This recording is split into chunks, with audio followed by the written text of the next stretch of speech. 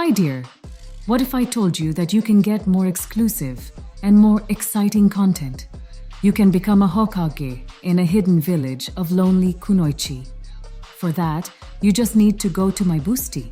The link will be in the description. A man stood over a woman's body with a cruel smile on his face. He enjoyed the feeling of killing her, the woman he had once loved. That little voice in his head had told him to kill her, that he would enjoy it, and so he did. He laughed now. What had started off as a dark and quiet chuckle slowly became uproarious hysteria. He looked around at all the blood, the broken glass, the upturned furniture. He laughed so much he started to cry. Two small boys hid in the next room, huddled together, holding each other's hands. They were twins, only 8 years old, and they had just witnessed their mother's brutal murder at their father's hands. The younger twin, Reita, was crying and holding desperately to his brother, Arita. Reita couldn't believe what he had seen. Arita pulled them both into the next room, quickly, his mind quickly filling with panic and fear. He knew he had to protect his brother no matter what, now that their mother was gone. An intense pain ripped through his chest. Their mother was gone. She had died because of him. Overcome with fury, Arita rose, shaking off his brother's protests, and ran into the room where his father stood laughing. Taking a shard of broken glass from the floor, Arita ran towards his father. He jumped onto the overturned couch and launched himself at the stranger who no longer acted like the father, nor the man he once knew. The man turned, surprised that his son was attacking him, and barely had enough time to block the boy's attack. Arita managed to thrust the shard of glass into the arm his father had used to block the attack, piercing him through. Roaring in a mixture of pain and anger, he kicked the boy hard, sending him flying to the opposite wall, and watched as he slumped to the floor. Arita picked up another shard of glass and ran to his father again. His fury and hatred compelled him to keep fighting until the man lay dead. Faking to the left, his father followed suit, but at the last moment Arita shifted towards the right. He stabbed the glass below the man's rib cage and pushed upwards. The man gasped as blood spurted out of his mouth, evidence that his lung had been punctured. He dropped to the ground, holding his wound. Arita ran back to the room he had left his brother in. Reita was still frightened and crying. Arita grabbed his brother's arm and pulled him out of the window and onto the streets. The pair didn't stop running until they reached the Konoha ANBU watch station and reported what had happened. In another village miles to the east, another small boy was hastily packing his bags. He couldn't believe his father's decision. He was only 8, and his father had promised the Hashasaki clan he'd marry their daughter? The Hashasaki clan, of all clans? He was crazy. All that time he'd spent on becoming the next clan leader, wasted. He was furious. He wanted to go up to his father and run an icicle through his gut that minute and end it all. But he knew better than to do so. The clan wouldn't support a leader who had killed their predecessor. So his only choice was to pack and run. He didn't know where he would go, but he'd run as far west as he could. He took enough clothes as he could carry, as well as his weapons, scrolls, and other necessities. He put on his weapons strap, slung his ninja bag over his shoulder, and jumped out his bedroom window. He ran to the gates of his clan's private enclosure. The clan enclosure was like a smaller village, located right off of the hidden mist. He looked back at the house he grew up in, the beautiful white 2-story house. He used to play with his cousin, Akari, in its surrounding gardens. He saw the pools into which he would push his little brother, Yijo, into. Taikeru took a deep breath and turned back around to leave, but he found his path was now blocked by a person, a young someone around his size. He stared wide-eyed at the girl who was shaking her head, tears forming in her eyes. "You can't go, Taikeru!" she exclaimed. "You can't go! It's none of your concern, Akari!" he yelled back at her. How could she possibly understand? "If you insist on leaving, I'll follow you and beat you and drag you back." He didn't understand why this amused him. After all, he cared for Akari more than any of the others in his clan. But they both knew he outmatched her in almost everything they did. Her making threats like that was downright hilarious. "Okay," he said. Why don't you go home and save us both some trouble? He paused to laugh. We both know you haven't got it in you. She pursed her lips, about to break into hysterical tears, but instead stomped her foot, a determined look crossing her face. She pulled her hand back and twisted her wrist. It was the SAKURA clan's version of hand signs, which most people mistakenly thought the clan didn't use. She pushed her hand forward and a shower of ice shards went straight for Taikeru. He ducked and rolled off to the side. He came up to a crouch, wrapping one hand around his fist, concentrating his chakra into his hands. He pulled his hands back and then thrust them out towards Akairi. A snake made of ice slithered onto the ground and wrapped itself around Akairi, holding her in place. The very top covered her mouth. He knew the chill of the ice would not harm Akairi. After all, the cold never bothered any of the clan. In fact, it made them stronger. But Akairi would not be able to break the ice. She squirmed about, trying to free herself, but the snake gripped tight, not letting go of her. Taikeru took the opportunity and ran for his freedom. The Yankers were seated around the dining room table, enjoying dinner and conversation about everyone's day. Daichi received top scores in his exams, Yuria passed her genjutsu exam, Danny hit every one of his targets during his kunai throwing practice, and Shiroi stayed quiet. She had failed the substitution jutsu exam once again, and was afraid to report it. She was afraid that her parents would look upon her with mere disappointment. She was a failure, compared to her siblings. You're quiet, Shiroi, her father, Takiro, said with a smile. How was your day, sweetheart? Was all she could say before there was a knock at the front door. Takiro frowned, wiping his mouth with a napkin before rising from his seat. Sayaka, his wife, looked at her husband's retreating figure with concern. Daichi looked at Shiroi with a mixture of pity and understanding. He had already heard of Shiroi's unsuccessful attempt. Shiroi tried to ignore his gaze, looking down at her plate. Takiro came back with a subordinate from his ANBU squad. Because he was wearing the ANBU mask, Shiroi couldn't tell the man's identity. I have to go out. Something happened at the Satake estate that needs to be investigated. He moved over to kiss Sayaka's cheek. Don't wait up, he whispered in her ear. He stood up and smiled at his children. I'll be back late. He looked at Shiroi and winked. I expect a full report of your day when I get back, young lady. Then the pair left. Shiroi gulped. She knew he was only kidding, but telling him everything that happened that day. The idea was horrifying. So, said Yuria, am I the only one who heard that Shiroi failed the substitution jutsu exam again? Daichi glared at Yuria, opening his mouth to yell at her, but Shiroi had already run out of the room crying. So, what happened? Takiro asked as he changed into his ANBU uniform and mask. According to his elder son, Kuruko lost it and attacked his family. Kidamiko jumped in Kuruko's way to protect the boys, but was killed instantly. The ANBU officer reported. Takiro walked out of the locker room and headed to the Satake estate. The ANBU officer followed closely. Takiro had had dealings with Kuruko Satake before, but he never imagined that that kind man would kill his loving wife and then try to harm his children. But, of course, things were never as they appeared when it came to the Satake clan. The boys were huddled close again, Reita crying uncontrollably now. Naruto was trying to comfort his younger brother but was not having much success. He too felt like crying but knew he had to be strong for Reita. Now orphaned, they needed each other more than anything. Takiro looked over them with pity and sadness. Children always suffered the most when it came to family tragedies. He thought of his own children, he thought of their fates in a similar situation, and found himself grateful to be wearing the ANBU mask when a single tear rolled down his face. He approached the boys and knelt in front of them as the others in his ANBU squadron swarmed the house to collect evidence. Being leader meant he took on the role of interrogating witnesses. He was not looking forward to questioning these heartbroken boys. He cleared his throat, unmasked himself, and wiped his face of perspiration before looking at the boys. Reita looked up at the man but continued to cry.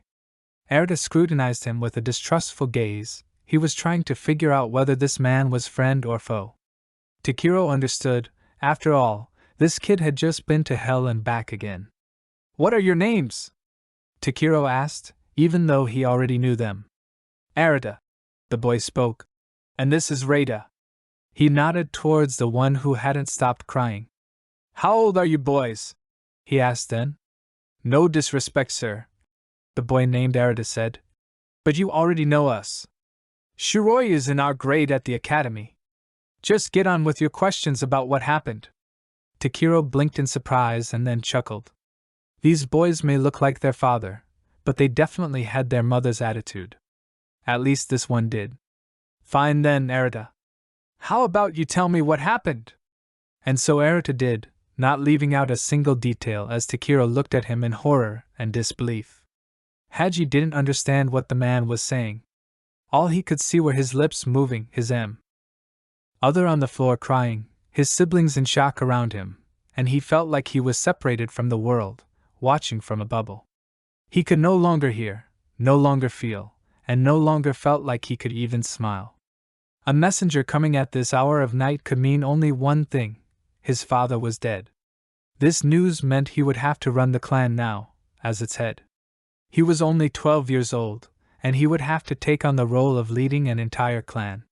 He fell to his knees. They could no longer support him. His hand went out in front of him instinctively, moving without his realizing it. He stared at the floor in complete shock. It felt like the whole weight of the world was now placed on his shoulders. How could his father, the most accomplished man in the whole clan, have died? Everyone said the war with Konoha was going to be easy, quick, and without causalities. But there stood the messenger. His mother wept and held her pregnant belly. His siblings submitted to the same state of shock. Haruka was the first to come out of shock and burst into tears. Yuna drew close and hugged Haruka, murmuring softly to her. The twins had done as Haji, dropping to the ground, staring at it in shock. Suzu was the only one who remained standing, the only one in neither shock nor tears. She glared at everyone, a look of disgust etched onto her face. "You think your tears will bring father back? He knew what he was doing when he left us to go join a stupid war. He left us, and this is what he gets," she screamed at them all. "We don't need him." In a fluid move, Haji rose and tackled his little sister. He couldn't believe her words, her coldness. Here she was talking about their father that way. He would not stand for it. He pulled back his hand to hit her. Suzu made to spit on his face. What came out, however, wasn't spit, but yellow lighting. It cut right across his face, from below his right eye to his left jaw. He jumped off of her, and held his bleeding face as he screamed. Their mother ran towards him in a panic. She pulled Haji's hands away from his face and inspected the wound. It was shallow, but would most certainly scar. Suzu stood up, glaring at everyone, as if daring them to reprimand her. Her meaning was clear: should anyone say anything to her, the same would happen to them. But no one really knew. Despite her hateful and uncaring facade, she was crying and hurting just like the rest of them. Takiro couldn't believe all he had heard. This abuse had gone on for more than just this night. Those attacks on small villages outside of the Hidden Leaf were all Kuroko's doing. Takiro was in shock at how much destruction the kind man he grew up with was capable of doing. All those lives taken and destroyed, all because of him.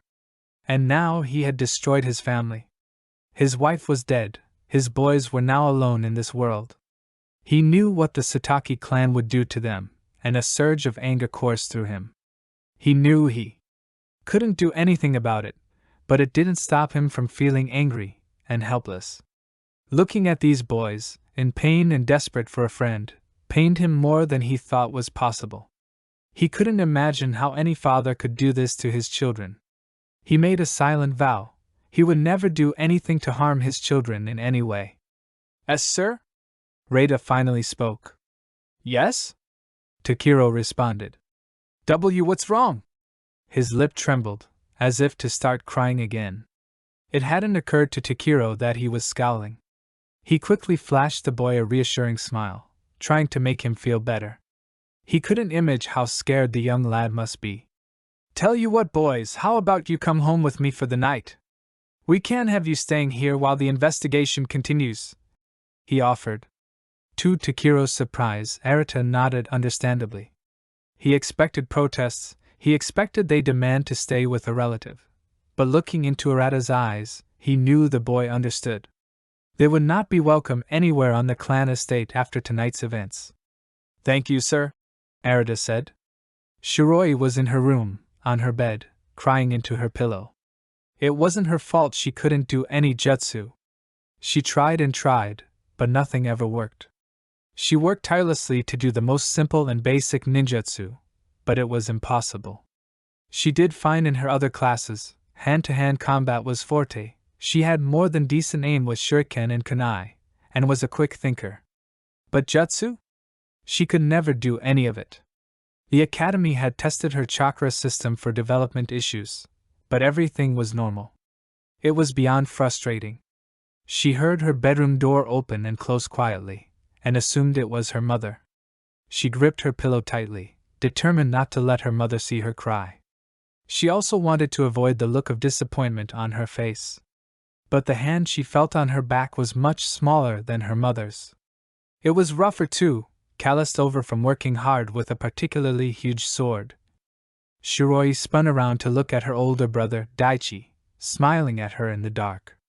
Seeing her brother, Shiroi wanted to start crying all over again. He was father and mother's pride and joy. He was perfect in everything he did, top of his class, and made everything he did seem simple and effortless. She was constantly compared to him, constantly told to be more like him. Other kids in her class would always pick on her for being a failure, while he was so perfect. All the girls chased after him, but he never seemed to notice. All the boys hated him, but never dared pick a fight with him. Instead, they came after her. They ignored Yuria, her older sister. After all, she instigated most of the attacks on Shiroi.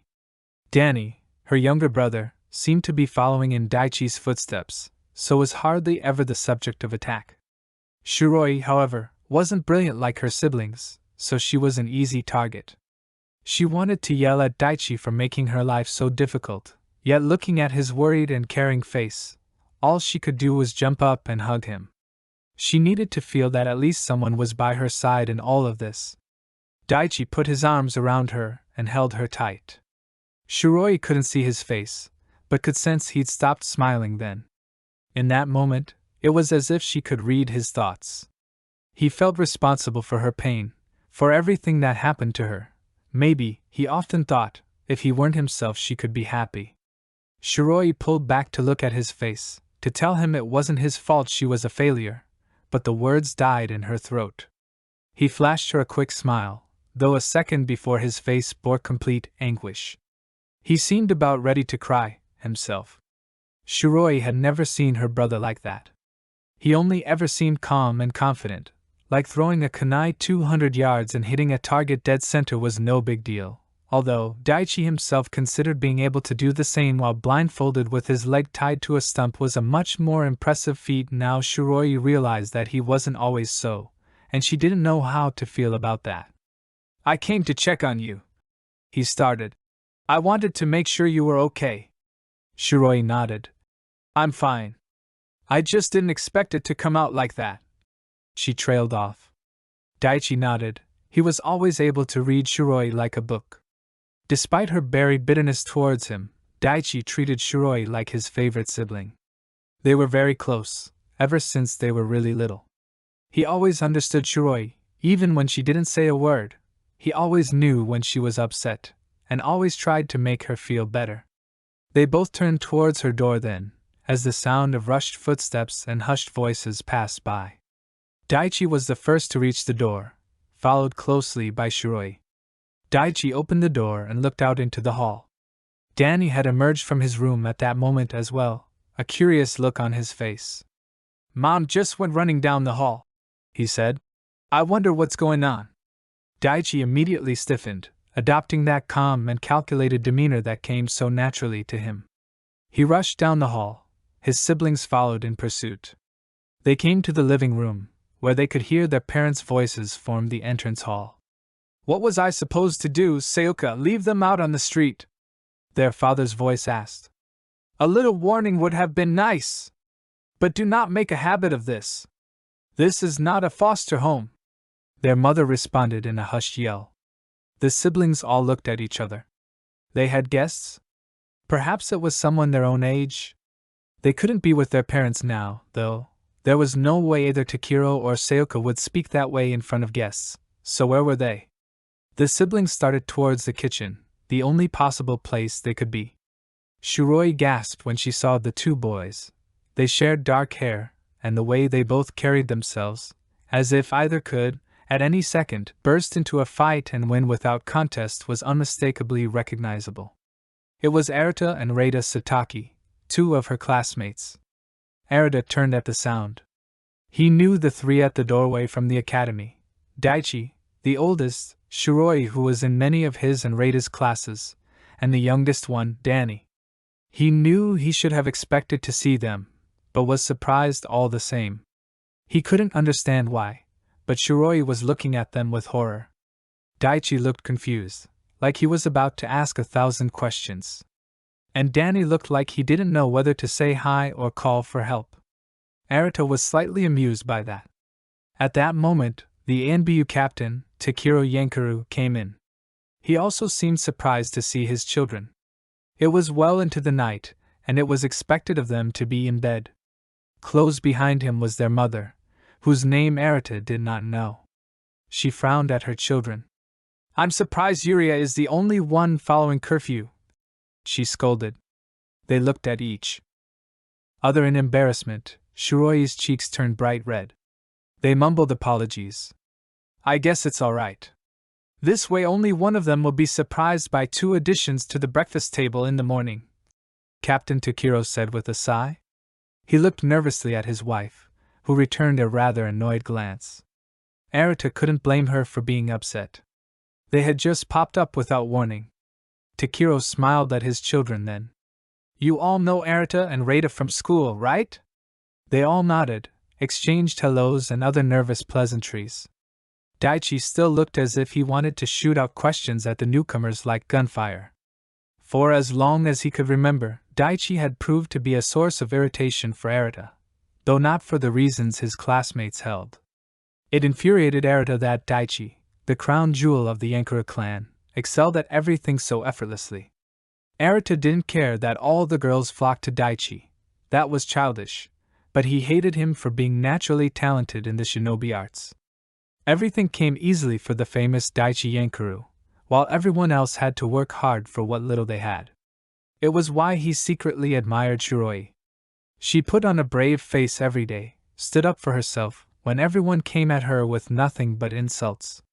She worked harder than anyone he knew, studied for every test harder than should be humanly possible, and never gave up when she failed at performing a jutsu.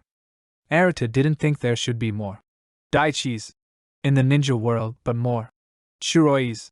Of course, he'd never admit any of this out loud. Reita moved farther out of sight, hiding behind his brother.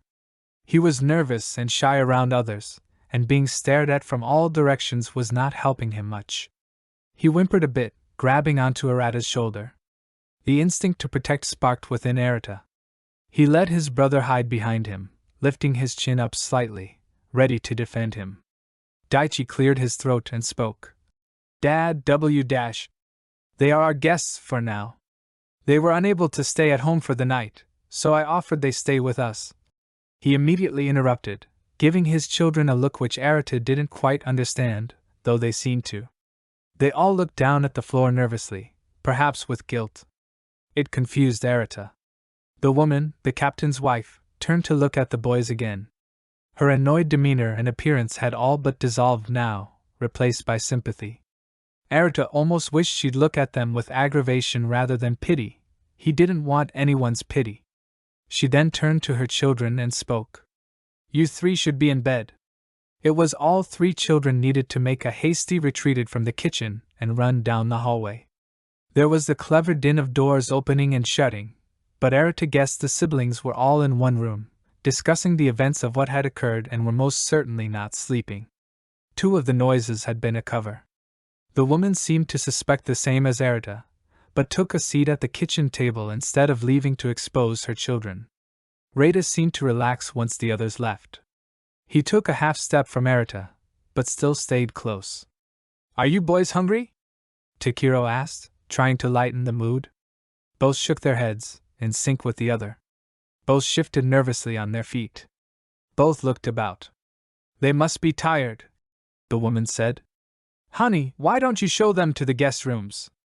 Takiro mused his wife had not fully forgiven him, as he led the boys down the hall. Hushed voices froze when they passed by one of the closed doors. Arata's mouth twitched at the corner, almost smirking. He had been right. Takiro frowned at the door, taking a mental note. To break up his children's midnight talk after getting his young guests settled in. Arita insisted they only needed one room, seeing as Rita would most likely wander into his room anyways. Takiro left them, leaving them alone for the night. The two brothers laid together on a bed, one much bigger and plusher than any they were used to, in an fancy-looking room. Arita tried to swallow the bitterness in his mouth. It must be nice having as much money as the Yankura clan obviously had. But he was grateful at the same time. He would not have a roof to sleep under if not for the captain. He looked over at his brother, who had fallen asleep instantaneously, hugging a pillow. Looking at Rita then, it truly sunk in that they were on their own now. He knew what his clan would do to them eventually. They would be thrown out, kicked out, and forced to live as outcasts. They would not be allowed to partake in anything clan-related, never allowed to have contact with any of its members again. That suited Arita just fine. He never had many friends in the clan, never liked many of them. Rita, however, got along with everyone. It would probably make him start crying again, knowing he wasn't welcome, disliked. No. Arita thought. I refuse to see my brother in pain again. I refuse to let anything happen to us. I will be stronger. I will work harder than anyone. I will become the strongest shinobi to come out of my clan. I will have them begging on their knees for our forgiveness, for our return home. They will regret the day they ever tossed us out like trash. I refuse to lose, at anything, no matter how small or large. I will never give up, never back down. From this day on, I will never, ever lose. From the moment the Yankura's siblings had left the room, they had had no intention of going to bed.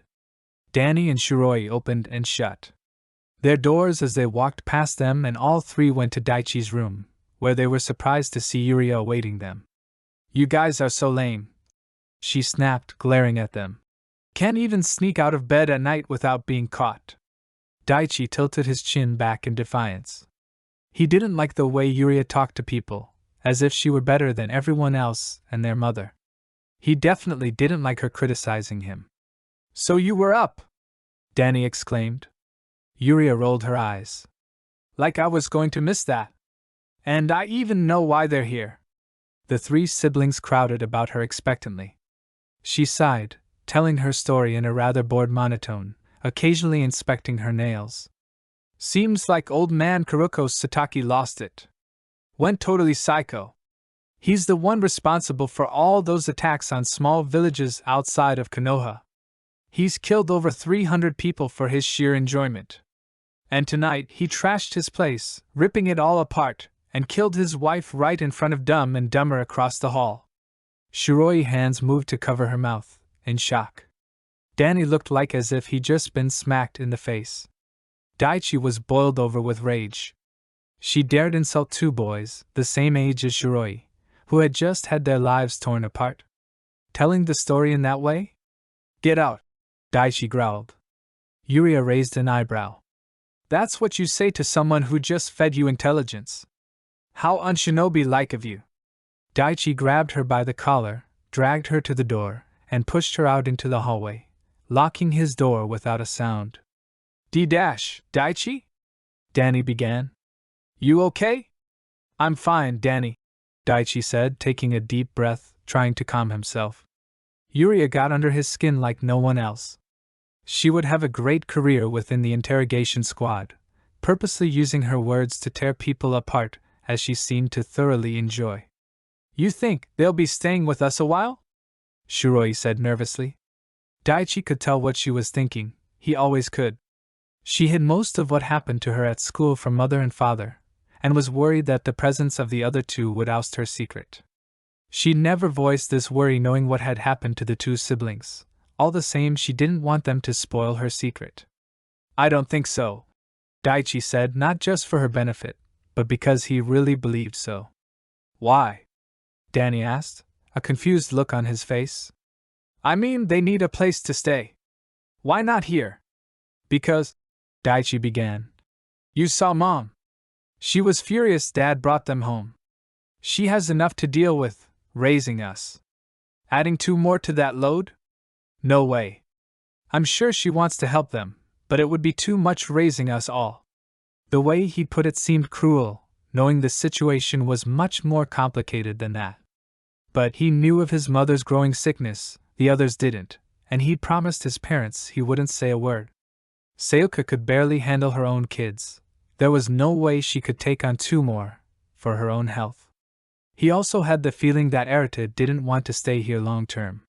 His younger brother, Reita, would go wherever he did. Daichi knew he'd follow his siblings anywhere too. Danny looked down in disappointment. It would have been cool having 2 more brothers, he mumbled. Daichi smiled, then heard footsteps out in the hall. It must be Dad, showing the boys to their rooms, he thought. Once the footsteps had passed, Daichi peeked out the doorway. He waited until his father and the pair had disappeared into a guest room, before moving Shiroi and Danny into their own rooms, bidding them good night before returning to his. As soon as he jumped into bed and settled in, his father opened the door, expecting to break them up and send them to bed. He frowned when he only saw his eldest son, but came in and shut the door behind him, nonetheless. He moved towards and sat down next to Daichi. I know you're not asleep, young man, he said. Daichi opened his eyes, flashing him an apologetic smile. He had expected to be greeted by his father's grin, not looking as if he'd aged 10 years in a matter of 4 hours. This worried Daichi. He sat up, smile forgotten. What's wrong, father? Daichi ventured after a moment of silence. Takiro looked at Daichi then, looked straight into his eyes. There was a nuance in his father's eyes that Daichi couldn't decipher, and that worried him. The man remained silent for what seemed an eternity, but when he finally spoke, his words rippled down Daichi's spine. I know what made their father snap. There's a risk that couples the Satake clan's Kekkai Genkai, reverse possession. And the spirit which haunted him is now inside his son, Arata. Next morning, Arata woke with a start, bolting upright. At first he wasn't sure where he was. Then he remembered the proceedings of the night before. He shook his head in a vain attempt to make the memory disappear, not wanting to relive it anymore. He needed to get past it, move on. He heard a shower running and realized his brother was no longer by his side. He looked over his shoulder and noticed the bathroom door in their room was shut. He wondered what time it was and for how long they'd been asleep. It was bright outside. He deduced it was an hour his father would not have approved of their waking, but at the moment, Arata didn't give a damn. He slid off the bed and attempted to straighten the covers. Neither of them had used the covers the night before, merely laid on top of them. He couldn't pull the covers back to tight perfection they were the night before, but tried his best. He gave up when his brother came out, dressed in clothes they had hastily packed the night before. Arata ducked into the bathroom to change, taking the bag he packed with him. He wondered how they had appeared in the room during the night without their noticing. He came out again to find his brother pacing about the room, nervous. You all right, Reita? Arata asked. Reita looked up, slightly startled. Why, yeah, fine. I just didn't want to leave without you. Reita was always nervous around others, especially those he didn't know. But once he'd broken out of his shell, it was hard to have him act normal again. Once he felt comfortable around a person, he would bound off walls and be the life of the party. It amazed Arata how easily he could change personalities. Come on, Squirt. Arata grabbed his arm and pulled open the door. He dragged his brother down the hall, noting that the house didn't seem quite as immense in the morning. He could see clearly, and the morning's splendor destroyed the illusion of an eternally long hallway imposed by the shadows of yesterday's dark night.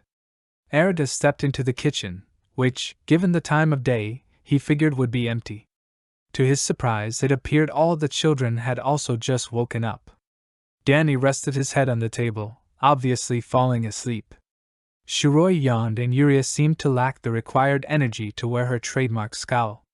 Only Daichi appeared wide awake, which infuriated Arata, for no reason at all. Captain Takiro came in through the other door at that moment. He looked Arata and Reita over and smiled. He motioned to the empty seats next to Shiroi, offering them. Shiroi looked uncomfortable at the notion. Arata paid no mind and sat down next to her. Reita sat next to Arata. Tension loomed over the dining table. Arata felt it thicken. He mused it would become visible at any second. The 6 children looked around the table at each other. All became fully alert as a staring contest materialized, each wondering who would be the first to break. Arata figured his only competition would be Yuria. He had heard of her reputation of being able to cut apart a person with a single look. Reita and Shiroi seemed to break and whimper simultaneously. They lowered their heads. Danny, who was seated next to Shiroi, quickly followed. Arata looked at both Yuria and Daichi, an easy feat as the two were sitting next to the other. 2 pairs of Yankuru eyes narrowed then, scrutinizing Arata, sizing him up. Arata took note of Daichi, who bore a smug air, as if he'd never lost. The thought sent a chill down Arata's spine, and caused him to remember the promise he'd made last night. I will never ever lose. Even as childish and small as a staring contest was, he wasn't about to lose this either. It seemed Daichi couldn't handle it anymore and looked away.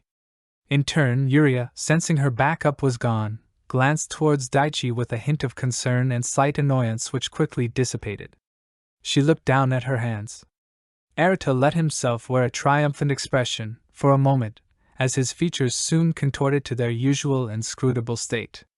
All the while, Mr. and Mrs. Yankura looked on with a mixture of confusion and curiosity, throwing the other the same humored expression as they handed out breakfast to the children, and watched them as they ate in silence, and looked only at their plates. When it was time to leave for the academy, they each politely said their goodbyes and thank yous before bolting out the door at full speed. Taikura was bleeding. He was tired, hungry, and thirsty. He hadn't brought much in the way of rations and found himself regretting this. He knew which plants were edible, however, and was even able to take down a wild deer with his ice jutsu. Unfortunately, he was unable to keep a fire going long enough to properly cook his findings. He may have been able to withstand heat better than most in his clan, but even he felt prey to heat stroke when exposed to an open flame for extended periods of time. Taikuru rubbed the black marks on his cheek, and remembered the time he was tested on his ability to tolerate heat. It was known that children's resistance to heat within the main branch was improving, however, this tolerability was incomparable to that of a normal person's. Taikuru was the first whose tolerance reached close to that level. Hot weather didn't bother him much, but open flame shocked his nervous system. So now, he tended to avoid hunting for meat and would instead scavenge for plants. He couldn't remember the last time he'd slept, or how long he had been on the run. 9 hours, maybe? It was full light now. The forest started to awake from its slumber. Still, Taikuru ran. He no longer worried about being followed. He'd taken a dip in at least 5 streams, changed course 8 or 9 times, and had covered his tracks well. After all, he'd been trained by the best. Their mistake, as he would now make them pay. He'd make them all pay one day. How dare they run their heir out of his own home? How dare they push him into marriage? He was Taikuru Sakurana, the eldest son of the clan leader, the most gifted of all the youth in the clan. He'd be back one day, and exact his revenge on them all. He'd wipe out the Hashasaki clan for requesting such a deal. Every last one of them. He'd lead his clan to glory, conquering their most vile rivals. He'd lead the charge against the barbarians himself, with his father on his knees begging for forgiveness. Forgiveness, something Taikuru was not willing to confer. At the Sakurana compound, all was silent. No one on the outside looking in would think anything was wrong, just a lazy morning for the Sakuranas as per usual. No one would think that only a handful of adults were left, looking after the children in the main house, protecting them. Protecting them, while the rest of the clan was off at war. Lord Sakurana accused the Hashasaki of abducting his son, accused it was their play all along, not for peace. He led the slaughter on the oblivious clan, who had just celebrated the end of their blood feud. Not many were spared, only 10% of the once great clan was left. The main branch had been completely wiped out, except for 3 children. The Sakurana could not bring themselves to harm children. The boy, the eldest, held his little sisters. Lord Sakurana looked around him, he saw the slain and the fallen, and realized his son was not amongst them, was nowhere to be seen. There was no evidence of his ever setting foot upon Hashasaki grounds. He slowly came to realize the damage he had caused, all in vain. Realized he had just made the biggest mistake of his life, and his son was forever gone. He fell to the ground on his knees, pounding the ground with every sob that ripped through his body. Suzu sat at her window seat, which overlooked the garden that circumvented the entire Kushito mansion, sharpening one of her arrows. The repeated back and forth motions lulled her mind, calmed her down. Her thoughts slowed down, dulling her mind, when she focused on the to and fro motion. Back, forth, her father was dead. Back, forth, she had declared her hatred to her entire family. Back, forth, she had caused Haji's injury, a heartless act. Back, forth, she was a monster, no longer able to feel. She gripped the shaft of her arrow so tightly it snapped in her hand. She realized she was bleeding only after she saw her blood. She didn't feel the pain. She looked into her mirror. No tears came from her eyes. It was as if she was unable to cry, unable to show any signs of grief or sorrow. She, herself, was starting to believe she didn't know how to. The fact that she couldn't feel anything at all anymore should have scared her, but it didn't. She thought of how proud her superiors would be as she grew older. How she could cut all feeling from herself and work robotically. She started to think of her future, a future which no longer included her father. She waited for the pain of a broken heart, but it never came. She wasn't even sure if she'd ever felt any pain in the first place. Perhaps her mind had made it all up, merely let her experience what it expected pain felt like. Suzu was starting to believe that she imagined her pain. She slid open her window and jumped out. She picked her way to one of the many garden hoses and washed her wound. It wasn't very deep, and bled little. She returned to her room where she wrapped her wound as best she could, before grabbing her bow and quiver and jumping back out. She made her way to her homemade target and began shooting. It at times bored Suzu, she always hit bullseye. She once shot an arrow clean through another on her target, completely shattering it into unrecognizable pieces. Her father had been so impressed he threw her over his shoulders and walked about the whole estate, telling anyone they came across what she had done. Suzu paused again, lowering her bow and arrow for a second, waiting for the memory to turn painful, or even joyful. No emotion came. She raised her bow again and shot an apple right out of a nearby tree. The apple itself remained intact. The same could not be said about its stem. In her dreams, Suzu could feel again. Her dreams were a mixture of images, mostly of her father under a bloody sheet, laying on a table. But when she awoke, all feeling left her. After a while, the dreams faded. Suzu excelled at all her classes, and graduated at the top of her class. Instead of being assigned a regular team, she joined the Kumo archers. She would be assigned to different teams who needed her expertise when called upon. When it came to tests for rank, she would join other archers who were also testing. It would be months before she gained enough experience for that. She had to go on multiple missions in order to even be considered. Her brother, Haji, would look at her with disapproval. He was only 14, but acted like a full-fledged adult. When her mother had a miscarriage the day after the news of her father's death arrived, Suzu didn't care. When she took a new lover, Suzu didn't care. When she became pregnant again, Suzu didn't care. When her mother died in childbirth, Suzu didn't care. Suzu went to the funeral and watched Yuna, who held their new half-sister. The girl's father vanished after the birth. No one knew where he went, and Suzu didn't care. Her brother, however, cared much about these things. And because he cared so much, he couldn't comprehend how Suzu could care so little. He couldn't believe that this robot was once his little sister.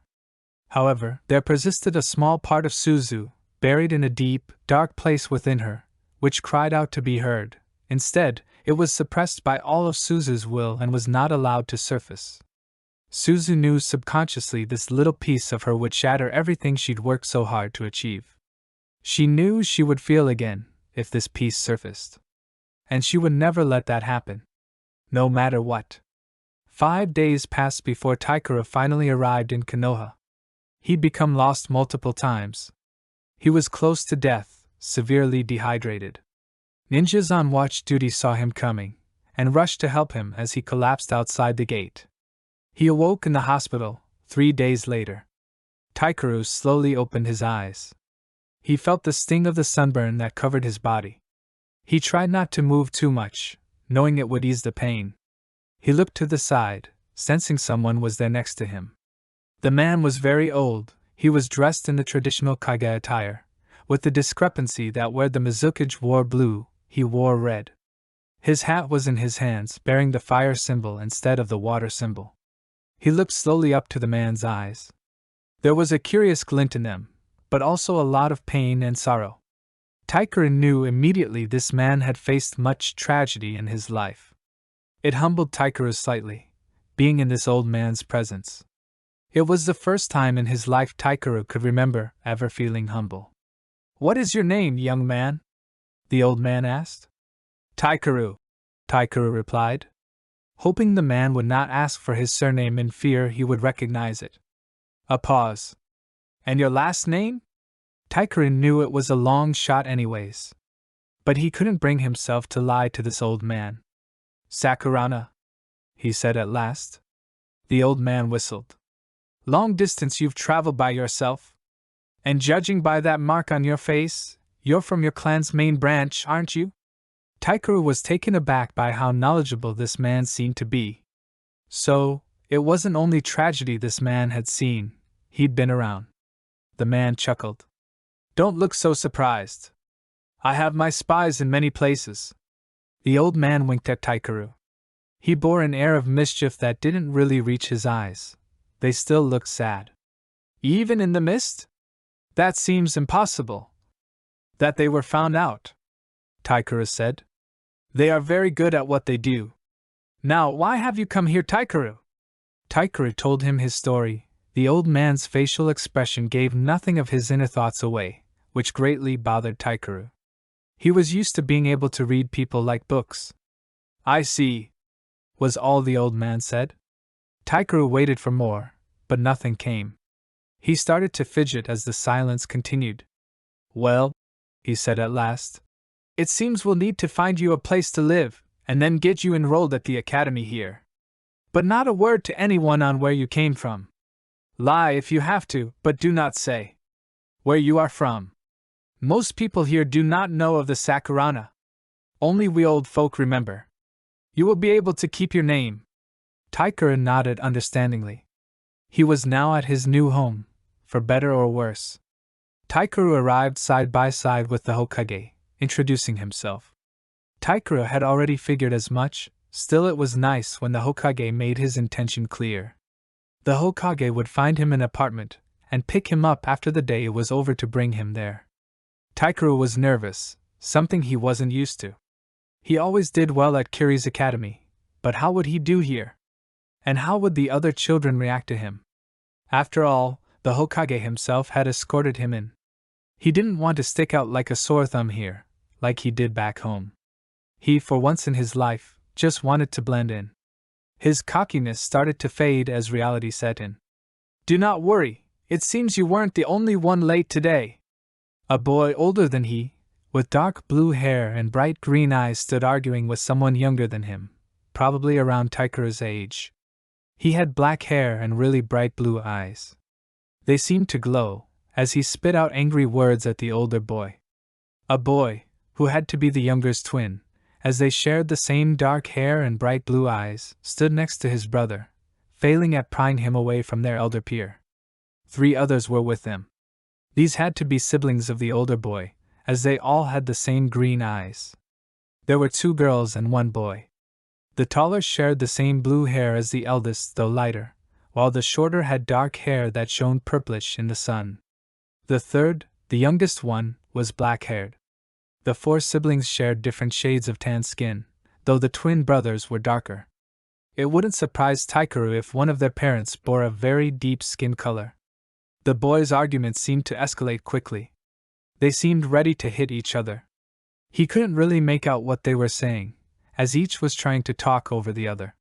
He only caught swear words and insults, all too awful to repeat. Their siblings were trying to pull them apart from each other, but only managed to hold them back. Both boys seemed incredibly physically strong. The Hokage cleared his throat, and all of them stopped talking at once. Taikeru wasn't sure how they managed to hear him, but they all turned towards the Hokage in horror, except for the one boy with blue eyes, the elder twin. He seemed genuinely annoyed over being interrupted. Taikeru was starting to like this guy. "Shouldn't you all be in class?" the Hokage asked. They all ran towards the door, but the Hokage stopped the twin boys and the girl with purplish hair before they could get by. She seemed to be more of a nervous wreck than Taikeru was. "Why don't you 3 show Taikeru around?" the Hokage spoke again. "He's new to the village and needs help getting around today. His name is Taikeru." The one twin smiled at Taikeru and raised his hand in a wave. "My name's Reita. Reita Satake." The girl offered her hand and Taikeru shook it. "My name is Shiroi Yankaru. Pleased to meet you." The other boy remained silent, looking over Taikeru, clearly sizing him up. Taikeru waited for him to introduce himself. "Arita," was all the boy said after a while. Taikeru nodded, smiled nervously and said hello. He wasn't used to this, feeling so awkward. He was used to instant respect because of his lineage, but realized it wouldn't be like that here. Here, he would have to earn respect. "You 3 play nice," the Hokage said with a chuckle as he walked off. Shiroi was frightened when she noticed the Hokage standing there. She thought they would have all been in deep trouble for being so late. But now, she found herself showing the new boy Taikeru around. It was rare to have someone from another country immigrate here and start the academy. She knew what it was like to be outside the norm, so she tried to strike up a friendship with him. He was very nice, if a bit shy from being in a new place. Arita was mostly silent walking with them, but Reita had joined in on Shiroi and Taikeru's conversation. "So dude, you haven't told us yet. Where did you move from?" Reita asked. Taikeru paused for a second, but quickly recovered. It was something she knew very well. It was something Daichi did when one asked him a question he was hoping he wouldn't be asked. Shiroi thought that was very weird and made a mental note of it. "The water country. I'm from a very small village. And it's a lot colder there than here," he answered. Reita was amazed. "Wow, that's really far." Taikeru smiled at Reita. He seemed to grow more and more relaxed. "Yeah, it took me a long time to get here. Had to walk all the way here." Reita looked at him in awe. His expression made Shiroi want to giggle, but she didn't want to embarrass him. "Oh," someone said behind them, a voice Shiroi recognized. She immediately stiffed. She could feel the blood drain out of her face. It was one of the kids that always picked on her. Arat. Looked at her over his shoulder, while the other boys turned to look at who had spoken, confused. "Can we help you with something?" Taikeru said. The kid, a boy in Daichi's grade, was one of the biggest students in the academy. He looked much older than 11, as if he took steroids. Shiroi had once voiced this to him and was smacked across the face in return. She wore a bruise for days. His face bore that permanent scowl which didn't make him at all attractive, either did his constant bullying of any kid who looked his way. He approached Shiroi and, when he got close enough, grabbed her low ponytail and pulled hard, nearly lifting her off the ground. She cried out in pain. You were supposed to carry my books to class this morning, Yankuru. Now you've forced me to be late. You know what I do to kids who make me late. He pulled on her hair harder, lifting her off the ground for a second. How about you just carry them yourself? Taikura yelled. He looked at Taikura then, forgetting Shiroi. He let go of her hair, and she threw him a warning look, trying to say, stay out of it. It was bad enough she got beat up. There was no need for any of them to be hurt as well. What did you just say to me, punk? He tried to land a punch on Taikuru, but Taikuru was lightning fast. He ducked under the boy's heavy fist and swung a kick towards his rib cage.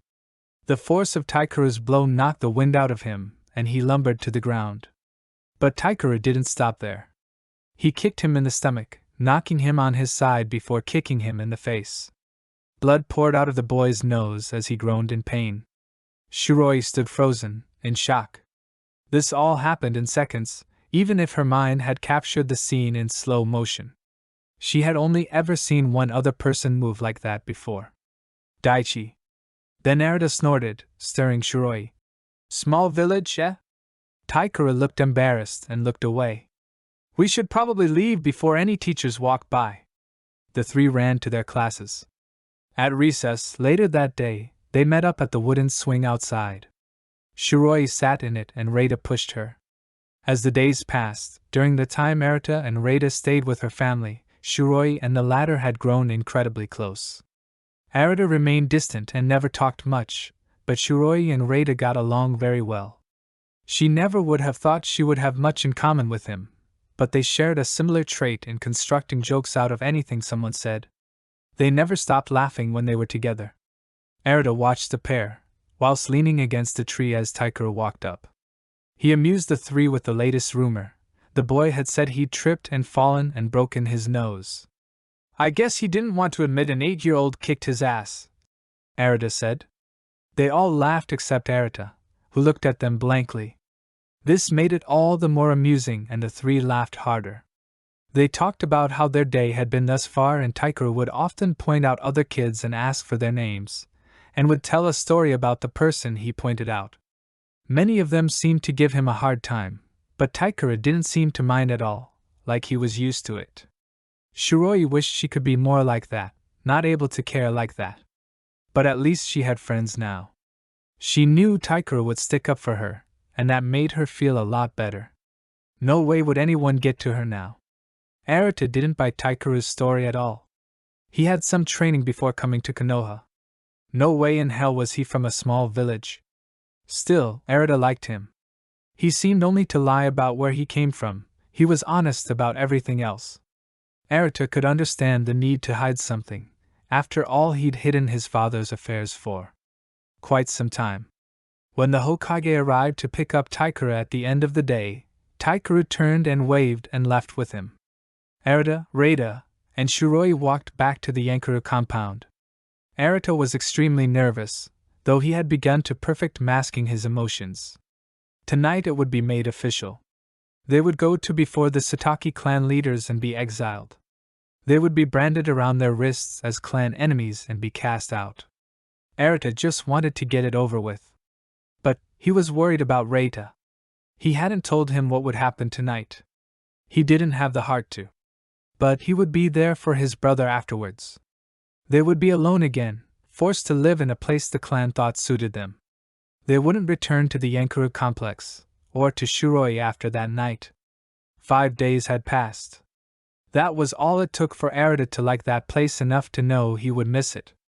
It infuriated him that he had to report how his day was at the dinner table. He hated talking, especially in front of people. The bed he slept in was way much too soft for his liking. The place was far too fancy, and there wasn't an area where there wasn't something to look at. Shiroi's mother, whose name he now knew to be Sayuka, had warmed up to them and would tuck them in at night. It all annoyed Narita, every last bit of it, especially Prince Daichi, but it ached his heart knowing they wouldn't return again. He knew it would ruin Reita. When the three returned, Takiro awaited them. He asked to speak with Narita alone. Shiroi pulled Reita, who didn't want to leave Arata away. He was grateful that Reita trusted Shiroi enough to be around her without Arata's presence. He knew his brother didn't like being away from him. Arata followed Takiro into a room he hadn't noticed before. Apparently part of the wall slid into the wall next to it. Inside he found a library of scrolls, which covered every free surface from floor to ceiling. Ladders were attached to rolling slides at points all about the room. The room was large. It seemed to run the entire length of the house, at least 100 yards. Arata was amazed he'd missed this. In the center, a circle had been drawn. Symbols were written all about its circumference. Candles were lit at certain spots. Arata grew nervous. "Were you performing a seal, sir?" he asked nervously. Takiro remained silent, and merely led Arata towards the circle. Arata started to fight against it. He was growing nervous. Something in those markings didn't sit well with him. Something inside him told him to run. He found himself swelling with anger, now angrier than he'd ever felt before in his life. He lashed out at Takiro, trying to hurt him, blinded by fury. How dare he try to make him do something he didn't want to do? He wasn't going any closer to that circle. He'd kill Takiro before he drew closer. And Arata almost did. He would have if Takiro wasn't as skilled as he was. Arata aimed a punch so fast and square at Takiro's nose that his fist would have lodged into his brain had he not stopped the punch. This only infuriated Arata more, and he charged. Takiro was expecting this. Now he knew without a doubt that Arata was possessed. With how fast he switched from his normal self to acting like a caged animal, it was certain. He had done a lot of research on the effects of the reverse possession. He had developed a seal that would help Arata, but not cleanse him. He was not as skilled with seals as his sister, the top sealer of the clan, was, but couldn't ask her for her help. It was better for Arata if less people knew about this incident. If Arata's clan knew about this, they would sentence him to death immediately. They would kill their father and possibly Reita. Takiro owed the boys this much, to keep them safe. Takiro sidestepped Arata, who was growing increasingly worse. He stepped closer to the circle and Arata followed. He could tell by the slight glow to Arata's eyes that he was currently possessed. He wouldn't realize this later. He would think it was all him, when it's not. Takiro had found that much out. That was the danger. Very much like the normal Satake clan jutsu, no one knew when they were being reverse possessed. It was like the user's own jutsu was being used by the dead soul of its last victim on the user. Because of this lack of knowing, there was no way to help or stop it until it was too late. Only someone who knew what they were looking for could recognize it. And Takiro recognized the signs. When he crossed into the circle, he expelled chakra into it immediately. He waited for Arata to spring towards him before closing the seal. Now, either of them could leave until either Takiro died or the seal was complete. Takiro knew he would have to work quickly. The dead human soul that possessed Arata would give him both strength and chakra to fight him. He would find himself at a disadvantage, in trying to keep the seal going and fighting simultaneously. So far he was able to dodge all of Arata's advances, but wouldn't be able to for much longer. He had to end this now. Takiro spun around behind Arata. It wasn't a move Arata was expecting, and it was much too late to do anything. Takiro grabbed him by the sleeve of his jacket and slammed him to the ground. He hoped he hadn't hurt him, but he had to complete the seal now. He quickly performed hand signs while Arata remained stunned. Symbols picked themselves off the floor and hovered over Arata's body, then drew ever close, until they disappeared under his clothes. He was pinned to the ground, unable to move at all. He snarled like an animal, thrashing about. He was no longer the boy Takiro had come to know. He tried to push aside how disturbed he was and preformed the seal. Arata started screaming in agony. He was screaming words at the top of his lungs, but Takiro tried not to focus on them. Takiro could feel the seal forming, a small design on his spine, close to his heart. He could feel the spirit suppressed inside the seal, fighting to break through. It was just as Takiro had feared. The seal would need to be strengthened at least once every year. If not, it would be Reek and Naruto would be more dangerous and uncontrollable than if he'd never been given the seal. Takiro wept silently while holding the unconscious boy, who had begged him to stop while in agony. He couldn't believe what he'd just done.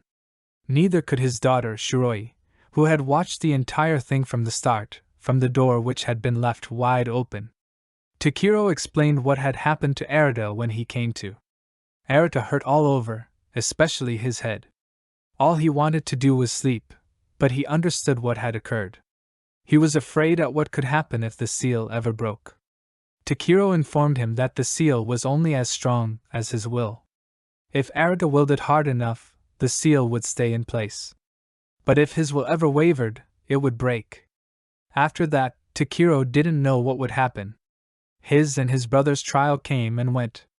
It proceeded exactly the way he thought it would. Thrown out, cast away, and forced to live in disgrace. But he did something that he didn't expect to do. He stood up straight and glared at them all, in turn, until they fidgeted in discomfort and said, "Good riddance to all of you!" All before storming out, pulling his brother with him. They were moved into a small room and were made to hold out their hands. Their wrists were covered in a paper-like wrap. A man made a few hand signs and the paper burst into flames. Reita cried out in pain, but Naruto bit his lip so hard he tore through flesh and started to bleed. He refused to show he was in pain. After the ritual was concluded, they were dropped off at their new home. It was small, with one decent-sized room which functioned as both living room and kitchen and led off to 3 small bedrooms and 2 bathrooms. It was already furnished, with what looked like all that had remained intact of their old home. When they were finally left alone, Reita slumped to the ground and began to sob. Naruto knelt and held his brother until it was bright outside. Shiroi confronted her father the second he returned home after dropping Naruto and Reita off at the Sutaki compound. She demanded to know what he had done to Naruto. Takiro, surprised and worried by what she had seen, pulled her into his study, the room hidden behind the wall, and told her all that had happened. He made her promise not to tell anyone, that it could cost Naruto and Reita their lives if she said anything, and she promised. She never told anyone, not even Naruto, that she knew this secret. As the years passed, Shiroi, Reita, Taikeru, and Naruto became close friends. Naruto talked less and less, but they began to understand his silent language. Taikeru and Naruto took up the duty of being Shiroi's bodyguards. No one messed with any of them. After all, Taikeru and Naruto were tied for top of their class. Naruto exploded with talent after he was disgraced. He refused to remain in that state, and Shiroi admired that about him. Reita started to become more confident, and didn't do badly at the academy either. Only Shiroi still struggled. She was able to do some basic ninjutsu by this time, but not much. It had taken her years of practice to finally do what she could do now. When they all graduated, they sat together when they were assigned teams. Taikeru's name was called first, and then Makoto Higura's, a shy boy who was more into weapons than anything else, and finally Maika Konoha's, who was from the Higura clan as well. Taikeru gave his friends an apologetic smile, and withdrew to join his newly formed team. Naruto, Reita, and Shiroi's names were called together, officially making them a team. Reita and Shiroi simultaneously shot out of their seats and shouted with joy. Naruto sat there, his perfected poker face not giving way to any emotion. As for the rest of Shiroi's siblings, Yuria graduated 2 years before. She was already a chunin, working at the hospital to become a medical ninja.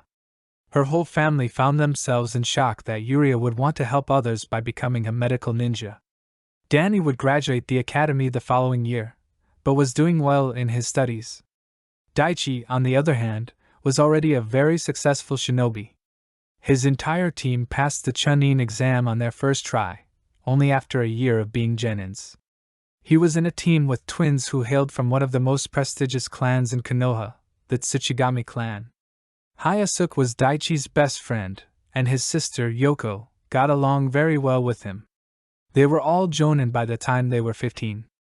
Moreover, Daichi and Hayasuke were selected to join the Hunter Corps, a small, elite, subdivision of the ANBU Black Ops, whose members were tasked with hunting down Rouge shinobi.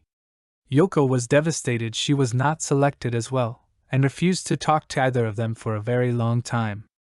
Hyasuke and Daichi would travel the world hunting shinobi that abandoned Konoha, working as a tag team. The pair had left for training months ago. It would be a long, intense training period. As the newly formed Team 20, Reita, Arata, and Shiroi waited to meet their sensei.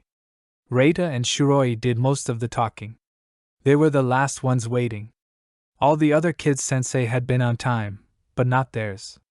Reita and Shiroi talked about what they had hoped their sensei would be like. At last the door opened, and in sauntered a towering woman. She wore a cape with a hood, so they couldn't see her face. Thick locks of pale blue hair cascaded from under that hood. She was very tall and walked with smooth grace. Her footsteps hardly made a din. She made her way to the three, lowering her hood before smiling. Shiroi gasped, though it wasn't because of her appearance. Sure, she had pale silver eyes with cat-like slits, had fangs which protruded from between her lips, and it was all a bit frightening. Still, that's not what made Shiroi want to faint. She was Daichi's old sensei, the one who didn't disclose her name, and wished to be known only by sensei. Shiroi felt lightheaded. The room spun and she couldn't stand straight. She grabbed onto the desk, and tried to steady herself. She was the worst possible person that could have walked through the door. Why had it been her, of all the jonins in the village? Daichi's sensei? Shiroi felt like passing out at that very moment. She felt nauseous, a cold sweat breaking throughout her body. Her knees were shaking. Arata stared at the eccentric woman that had walked in. She wore the standard jonin uniform, with vest, underneath a dark-toned cape. The rest of her really threw Arata. Those bright, silver, cat-like eyes seemed to be able to cut him into tiny little pieces. He felt that this woman would be a very bad person to make an enemy of. He glanced over at Reita, who simply stared at her open-mouthed, and then at Shiroi. Her behavior alarmed him, yet he said nothing or gave any hint that he had noticed. He turned, and looked towards their sensei once again. Reita couldn't believe his eyes. This woman looked so freaky. Her hair was very long, grazing her waist. He wondered if it ever got in her way on missions. She gave them all an amused smirk, her gaze resting a bit longer on Arata than either Shiroi or Reita. Reita didn't understand why, but Arata noticed. He stiffened and kept his gaze on her, an unreadable expression on his face. But that wasn't anything new. Reita looked toward Shiroi, about to make a joke, when he saw her body crumple and fall. He reached out, catching her before her body hit the ground. "Shiroi!" he exclaimed. "Well?" The woman spoke for the first time, in a high-pitched, girly voice that was all too perky, and not at all what he expected. "It's been years since someone fainted at my appearance. Why don't we go outside and get to know each other, eh?" She left the room without looking back to see if her students followed. Reita and Arata looked at each other, in confusion. Reita had picked up Shiroi, cradling her as he and Arata followed their sensei. Arata never took his gaze off of her. He felt uneasy about the look she'd given him, especially the subtle glance down to his chest that he barely caught. This woman was lightning fast. She was like a cobra, 1 second calm and collected, just strolling casually, and yet in a blink of an eye she could strike. Arata would keep a close eye on her. He looked back at Reita, who was carrying Shiroi. He seemed a little nervous about doing so, blushing slightly. Arata almost grinned, almost. She led them up to the roof of the academy, and had them sit in a circle, cross-legged. Arata thought this was a bit childish, yet this feeling of irritation left when he felt the presence of something right behind him, something big. It snorted and the hairs on the back of his neck stood upright. He wasn't sure if it was out of fear or the force of the inhale of the creature behind him. Arata kept his calm demeanor, but he was very scared. "Careful," the woman said with a hint of amusement. "Kimono can smell fear. Like wolves, bears do not put up with weakness. The pack is only as strong as its weakest link. They get rid of weakness, if you know what I mean." Arata got her hint, and he glared at her. The giant bear walked around their little circle and settled down heavily behind the woman. She leaned against its side, running her fingers through its fur unconsciously. The bear was massive, at least twice the size of a regular bear. And bears were large creatures to begin with. The bear had a slightly disfigured face. A very ugly scar ran over one of its eyes. It looked as if it couldn't see out of the eye. It was horrible. Its fur was marbled in brown and black, very unusual. Or so Arata thought. Its eyes, at least the good one, matched those of the woman. That observation sent a shiver down Arata's back. What could have possibly been done to make that happen? There was no way it could have been a coincidence. He noticed the woman was staring at him. He was getting really sick of the way she looked at him, as if she expected him to explode at any moment. His aggravation was growing. Beside him, he felt Shiroi stir. She was leaning against Reida's chest, sitting on his lap. When Reida had been instructed to sit down, he had looked around nervously, unsure of what to do. He'd settled on simply sitting down and holding Shiroi against him, seemingly embarrassed. If it had only been them three, Arata might have actually laughed and teased his brother.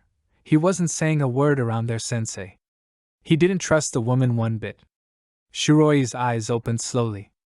Her hand hovered over her face for a moment, trying to shield her eyes from the sudden sunlight. She didn't seem to discern where she was, which amused Arata all the more. He was never, ever, going to let those two forget this moment. "Arata?" she said as she sat up, looking around, confused. Arata had expected her to scream or react upon noticing the bear, but she barely even blinked at the thing. This irritated Arata slightly, since he had been afraid. Since when was Shiroi the clam one? It was slowly dawning on Shiroi that she was sitting on Reida's lap. Her cheeks flushed pink, and then red. She slowly slid out of his embrace without a word. The two of them looked about awkwardly, and it was very hard for Arata to keep a straight face, but he did. He couldn't wait to tell Taikeru. The woman was smiling, but she didn't say anything. Arata noticed her sharp, razor-like teeth. He was starting to be freaked out a bit by her bear-like qualities.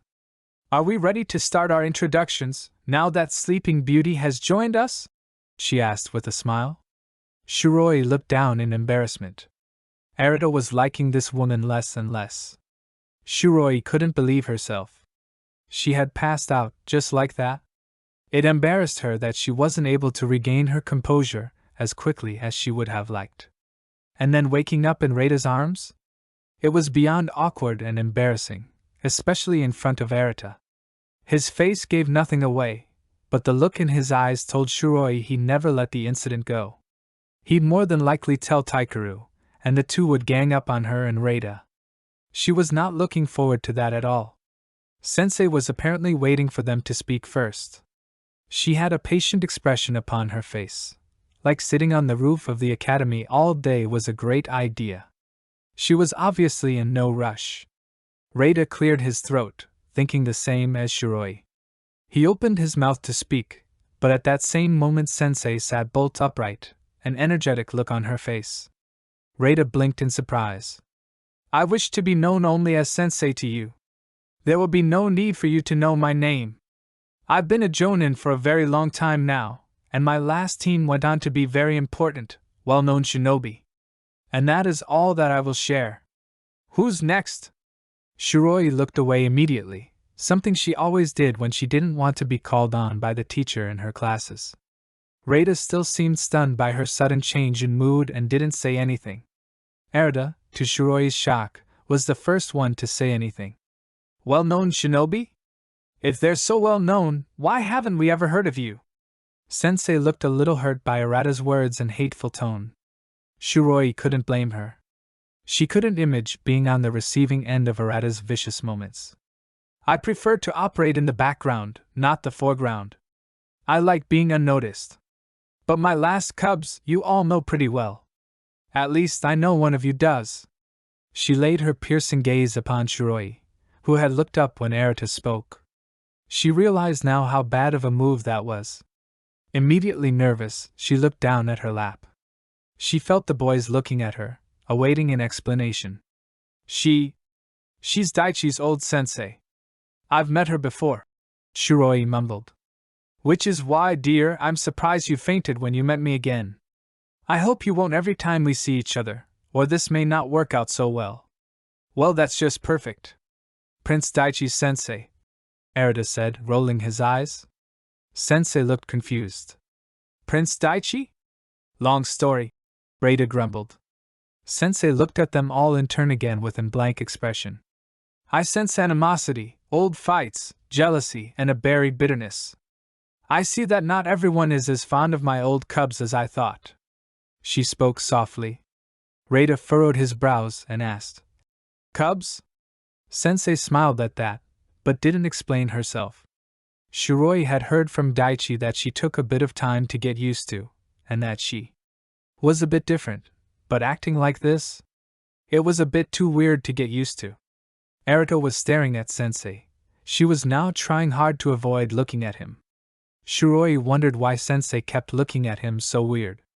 A memory flicked from her subconscious, from a long time ago. There was a struggle, a fight, a seal, and a scream of pain. A shiver rushed down her spine at the memory. But how could Sensei know? Only 4 people knew of it, 2 of which Arata wasn't even aware of. Arata, her father, Daichi, and she all knew. Daichi wouldn't have told Sensei, would he? Well, cubs! Sensei nearly screamed. She was exceptionally loud after the silence.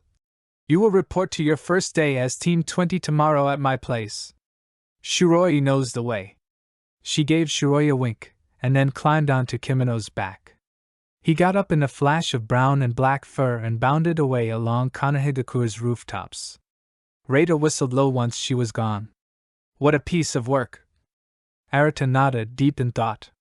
He seemed very far away, and Shiroi wasn't about to disturb him. She knew what happened to people who broke his train of thought, and it wasn't pretty. Rada turned and smiled at Shiroi. So, did you know she was going to be our sensei?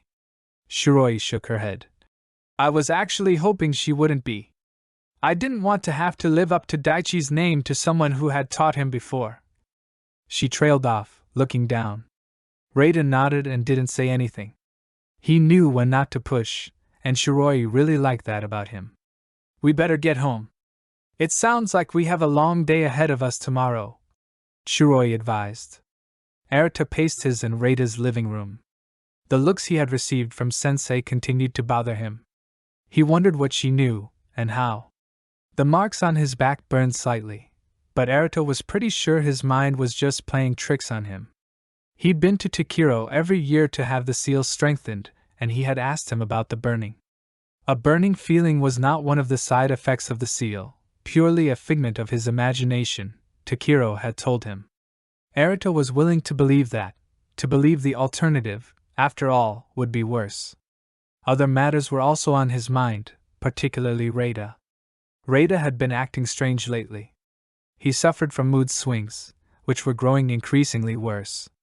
Today he was able to hold himself together, to Arata's relief, but he was becoming more and more worried. Sometimes Rada would act like a different person. Walk differently, talk differently, and use phrases he wouldn't normally use. He acted like a completely different person. And that person was the complete opposite of Rada. Aside from Arata, no one else had taken notice, since Rada normally acted like this after talking about their father, or other events from their childhood, something the brothers did when it was just the 2 of them. Arata noticed that there were certain triggers that influenced Rada's behavior, and he knew those triggers could present themselves on a mission someday, and that worried Arata. He knew that today he'd have to confront Rada about it, get it out in the open. Maybe he could work things out with Rada and everything would be fine from then on. Arata took a deep breath and walked towards Rada's room, knocking on his closed door. Hey Ray? Can I come in? Arata counted to 10 before opening the door. Rada was standing by his window, looking out at the village. He was holding a kunai in his hands. Arata tensed immediately, his training kicking in subconsciously. Rada, what are you doing? Arata asked softly. Rada turned to face Arata, staring blankly at him. He stood straighter than usual, like he did when he had a change of mood. Arata swallowed, unsure of what to do. You never understood what it was like for me. Reita began, in a faraway tone, as if he were in the middle of a dream. It chilled Arata to the bone. How what was like for you, Reita? I've always tried to be there for you, Dash. But you weren't! Reita screamed, furious all of a sudden. He foamed at the mouth, like a beast that had just been provoked to a fight. You left me by myself when it really mattered. Reita lunged toward Arata so quickly he barely had time to back up. The kunai came down in an arch over his chest, cutting deep.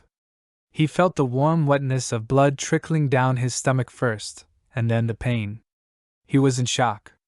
His brother had just tried to harm him, his mind not yet processing it all. Instinct took over then. Adrenaline pumped through his veins and his vision sharpened. He saw Reita following up with another attack, and grabbed his wrist in a block. Reita aimed to punch at his wound, but Arata spun the arm he had in his hand around behind Reita's back, making him turn around and punch air. He took the kunai from him and kicked Reita onto his bed. Quick as lightning, Reita was back on his feet. Arata barely had time to even think and his hand flashed out towards Reita's face. He only realized later that it was the hand with the kunai in it, and he had just struck Reita's eye. He didn't know why, but Arata immediately thought of Sensei's bear, before running out of the room, his brother's pained screams behind him. Shiroi and her family were seated at the dining room table, eating dinner. She informed her parents of who was on her team and who their sensei was. Her parents were very pleased to hear that Sensei was her sensei, that she had done a great job with Daichi. They were also happy to hear that Arata and Reita were on her team. They knew how well they got along with each other, and that their friendship would translate into good teamwork. Shiroi looked at Daichi's empty chair.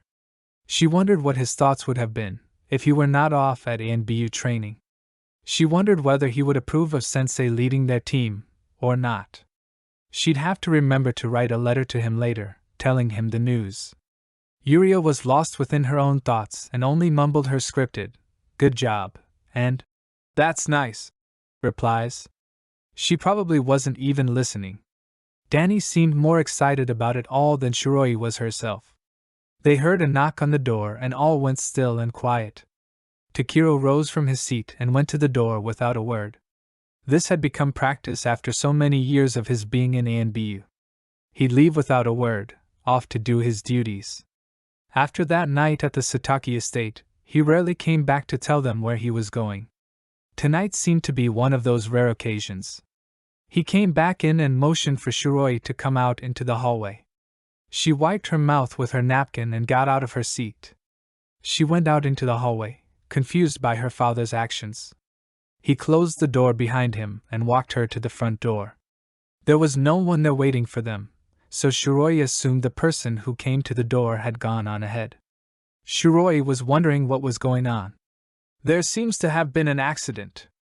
Arata and Reita are both in the hospital, and Arata's lost a lot of blood. Shiroi stormed into the hospital like a derailed train. Everyone moved out of the way in a flurry, in fear of being overrun, but the girl who was obviously oblivious to everything else around her but her goal. Her father paused behind her every so often to apologize for Shiroi, which caused him to fall behind, since there were many people to apologize to. Her father had already told her where the boys were, and so she went there without a word to anyone. Reita's injury wasn't serious.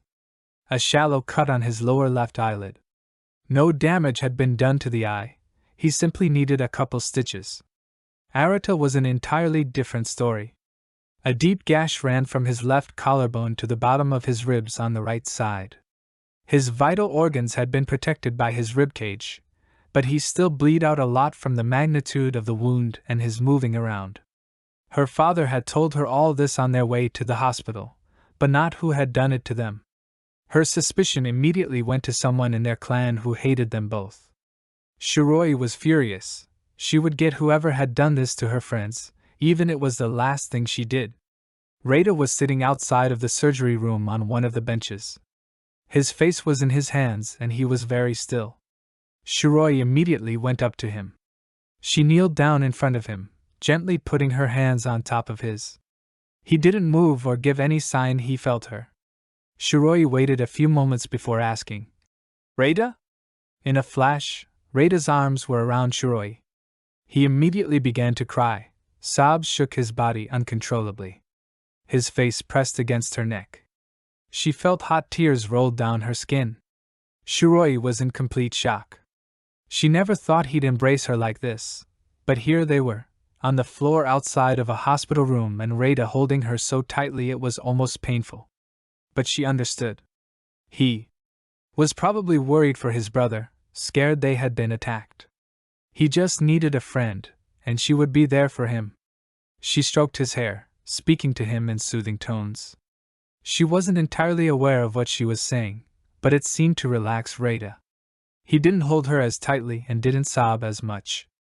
She still felt his tears on her skin, rolling down farther. She didn't feel as awkward by their closeness as she had earlier that day. She just kept stroking his hair, trying to calm him down. Someone put their hand on Shiroi's shoulder. She looked up to see Taikeru, a sullen look on his face. He knelt down next to her, moving his hand to Reita's shoulder. Reita pulled away from Shiroi just enough to look at Taikeru. They stared at each other for a while before Reita pressed his face against Shiroi's neck again. She blushed slightly. As they had an audience now, she felt a little awkward. Taikeru sighed and looked at the doors to the surgery room. Shiroi wondered what he was thinking about. He stood and sat down on the bench next to them. He looked down at them and motioned with his head that they should sit next to him. Shiroi pulled Reita up with her as she sat next to Taikeru. He held her tight again, not letting go of her. He reminded her of a frightened child holding desperately to its mother. She wondered what he was remembering, if he was having flashbacks to when his father had murdered their mother. Shiroi finally couldn't take it anymore. She had to know who had done this to them. The words flew out of her mouth before she could stop. "Who was the bastard you did this to you and Arita?" Reita laughed, much to Shiroi's surprise. She pushed Reita away to look at his face. Reita looked up at her, no humor displayed on his face. "The bastard was me." Taikeru had already had a really terrible day. He was beyond exhausted and beyond annoyed. Makoto and he had been arguing all morning, over the tiniest of things. They had nothing in common and had opposite opinions on practically everything. Maika, the poor girl, had kept trying to break up their fights. She looked as tired as Taikeru felt at the end of the day. She was really pretty, Taikeru kept noticing. Throughout the years in the academy he'd gotten the reputation of a flirt. He tried his moves on Maika, but she wasn't having any of it. Which in the end, it just made Taikeru more interested. After about 2 hours of Taikeru and Makoto arguing and Maika trying in vain to stop them, their new sensei, Hideo-sensei, had called it quits for the day. He was a middle-aged man, tall, with a short salt and pepper beard and matching hair. He always had a toothpick in his mouth and chewed it to pieces when he was annoyed or nervous. He had a whole package in his back ninja bag. They were to report at Training Ground 5 in the morning, fully rested and fed for their first team assignment. Taikeru already knew how the day was going to go, more or less the same as today. He had just gotten home from a little grocery shopping and had put everything away when the ANBU lieutenant came to the door. All Taikeru wanted to do was have a nice relaxing night at home after the hell of a day he had, but of course it was made longer and worse. Being on edge as he was, it probably wasn't a good thing he went to the hospital, but he did. Arita was his best friend and he was hurt. He wondered what had happened and needed to find out. He had found Shiroi and Reita on the floor when he walked up. Shiroi's hair was down, a rare sight. For as long as he knew her, she'd always kept her hair in a ponytail, just in different places upon her head. Reita was holding on to her very tightly, which was also surprising to Taikeru. He knew they were close, but not that close. What the hell did those two do while Arita and he weren't around? He walked over to them and touched their shoulders, letting them know he was there. Shiroi looked scared, unsure of what to do. Reita's expression was unreadable, which surprised Taikeru. Being around the others for so long, he was able to read them pretty well, and knew that Reita had a hard time hiding his thoughts and feelings. And yet, here he was, cold and unreadable. It was unsettling to Taikeru. He sat down on a bench and motioned for them to join him. Shiroi pulled them both onto the bench and Reita flashed Taikeru an irritated look, something completely out of character for him. He doubted Shiroi saw it, but it unsettled Taikeru even more. Reita tightened his grip on Shiroi, almost possessively, and Taikeru was starting to get irritated. Shiroi didn't seem to notice anything out of the ordinary, and still tried to comfort Reita, but Taikeru was on edge now. They were glaring at each other, Reita looking at Taikeru through strands of Shiroi's hair, which she had thrown over her shoulder. Taikeru was about to pull Shiroi away from him and demand to know what his problem was, when she spoke. "Who was the bastard you did this to you and Arita?" Reita laughed, a dry laugh without humor. Shiroi pushed him away and his glare faded to a blank look. He looked into Shiroi's face and stated, "The bastard was me." Taikeru moved so fast he barely saw himself. He pulled Shiroi away from Reita, not even sure why he did it, and pushed her behind him. Reita let out a snarl, glaring at Taikeru.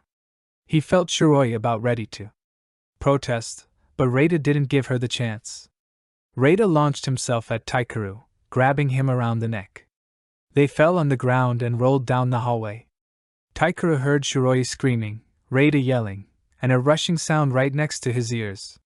He could barely think anymore, with his oxygen being cut off by Reita's grip. His vision started to fade to black. He knew he had to move fast, or he'd go under. He brought his knee up hard into Reita's stomach. Reita's grip on Taikeru's neck loosened as he fell off of him. Taikeru moved away from him, gasping for breath. Shiroi started to move closer to them. "Don't come closer, Shiroi!" Taikeru yelled at her. "Don't tell her what to do!" Reita roared and lunged towards Taikeru again. This time Taikeru was prepared. He flicked his wrist up, palm facing out towards Reita. A second later, a wall of ice appeared and Reita slammed head first into it. He heard Shiroi gasp, but didn't look over at her. This was the first time he used his Kekkai Genkai in front of them. He'd been practicing by himself, from the scrolls he had brought with him from Kirigakure. He flicked his wrist down, palm facing the ground, and the ice shattered. Reita was a little flustered from the hit, but he got back up. He looked a little confused now, but when Taikeru moved between him and Shiroi, Reita snarled again. He ran for Taikeru again, but Taikeru grabbed him. He spun around, using Reita's momentum against him, and changed his direction. Unfortunately, there was a flaw in Taikeru's plan. Reita had grabbed onto him and was pulled along with him. They hit a window with such force that it shattered into a million pieces.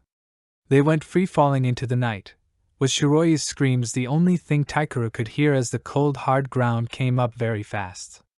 Arata's chest stung. That's the first conscious thought he had. The next was that many people were leaving the room. There was a crashing sound and a scream. The scream sounded familiar, but his brain was very fuzzy. He felt the tiny prickle of a needle in his arm and his vision was a little blurry and the room was spinning, but something was demanding he pull himself together. A memory, someone needing him, danger, and that scream.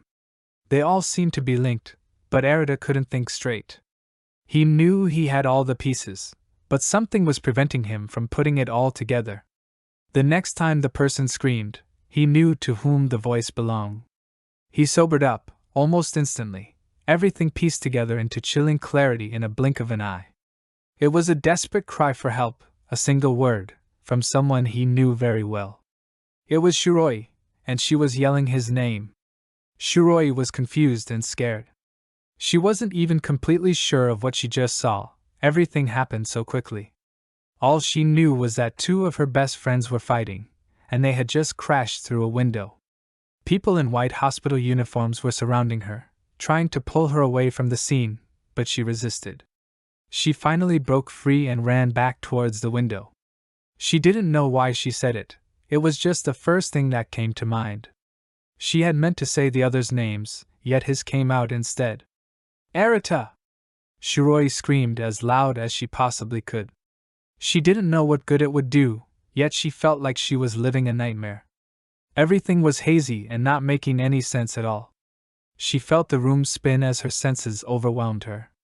Then there was a steadying hand gripping her upper arm. She looked up in surprise to see Arata looking down at her. She was even more surprised when worry was clearly displayed on his face. He never broke out of his stone-faced expression. Never. He sat her down on a bench as nurses came rushing at them and with one look to the window, jumped out after the others. This was not Taikura's day. At all. First Makoto, now Reita. He never realized how strong Reita actually was until he fought him now. He tried to keep his rage from spilling over into his attacks. He wasn't being serious, not putting his all into his attacks, but if this kept up he'd be left with no choice. Reita kept pressing him, and things weren't looking good. He heard Shiroi scream again, very loudly, yet he couldn't make out what she said over Reita's snarling against his earlobe. They had fallen 2 stories. Thankfully, there was a tree right outside the window. He was able to grab a hold of a branch before he hit the ground, and so did Reita. He tried not to feel annoyed by it. After all, they were friends. Still, it would have been a whole lot easier for Taikuru if Reita had, conveniently, broken his leg or 2 from the fall. Then he wouldn't have to worry about being a second away from death. He heard a thud and a grunt back towards the window, but didn't take his eyes off of Reita, who was punching wildly, trying to knock Taikuru off balance. Every time Taikuru couldn't get out of the way, he'd put up a small ice sheet to take the blow. Reita's hands were bloody from the many impacts, yet he didn't give up. Taikuru was getting more and more worried by his friend's behavior. A smear of black flashed in between Taikuru and Reita. Reita went rolling around on the ground with the newcomer, and Taikuru was relieved. He took a breath, happy for the sudden break, yet become fully focused once again. He slowly realized that the newcomer was Arata himself. Taikuru ran in the direction the two were rolling. Arata was furious. Beyond furious. He'd been put in the hospital by his own brother. He could only guess that Reita was also responsible for Shiroi's being on the verge of a panic attack, and now he found him, fighting his best friend. And from the shape Taikuru was in, things weren't going well for him before he tackled Reita to the ground. He couldn't understand why Reita was doing all of this, but his back burned. The seal felt like it was on fire. The thought of Reita possibly being possessed never left his mind the second he saw him standing at his window with the kunai. Arata wondered how it could be possible, but it was the only thing that made any sense. Arata was almost as scared for his brother as he was infuriated with him. Reita growled and tried to hit Arata, but they went tumbling over each other down a hill. He heard Taikuru call their names, but they tumbled farther and farther away. Once Arata thought they were far enough away, he kicked Reita off of him and flung him into a nearby tree. Reita hit his head against the tree bark with a loud crack and he fell to the ground, unconscious. Arata stood up, panting. He walked over to his brother and knelt down beside him. He first checked to make sure he was still breathing. He was. He hadn't meant to hit Reita that hard. He just wanted to get him off and possibly knock him out. But the way he fell, it worried Arata. Taikuru came running up and stopped, panting. He was covered in dirt, and his clothes were ripped in many places. He was bleeding from small cuts on his hands and arms. Arata hadn't known his brother was capable of besting Taikuru that way. He always assumed. Reita wasn't that strong, but it seemed he was wrong. The realization was chilling. When did he get so strong? What the hell was that about? What's wrong with him? Taikuru managed to pant out. Arata remained silent. He wasn't sure how to answer that question. His wound had reopened. He felt the warm wetness dripping down his stomach, pooling in his lap. Everything went fuzzy again and Arata slumped against the ground, as his vision faded to blackness. 2 weeks had passed since the group of friends had last seen each other. Taikuru hadn't visited either Arata or Reita, while the two were still in the hospital. He would give Shiroi a rushed excuse every time she asked him to accompany her to the hospital, before simply walking off. Reita couldn't be visited by anyone. He was under constant supervision in the psychiatric ward of the hospital.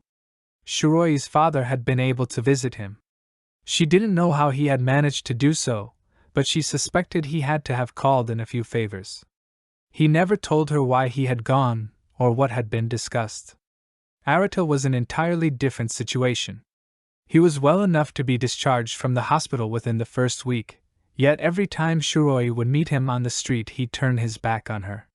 Whenever she'd show up at his home, he would either entirely ignore Shiroi or make his escape through the back window. Shiroi was frustrated, but moreover hurt that she couldn't see her friends, or talk to them for more than 5 seconds. She had no idea how to change it. Ignored by Arata yet again, she turned away from his house, crying silently. Arata knew what he was doing to Shiroi was hurting her, and hurting her badly. He knew that being left alone, without her friends, was always something she'd been afraid of. But Arata needed space. He needed to figure things out for himself, before he could face the others. Twice a day, Arata was updated on Reita's condition. He knew now what had happened. As Arata understood it, the trauma of their childhood had left Reita with deep mental scars.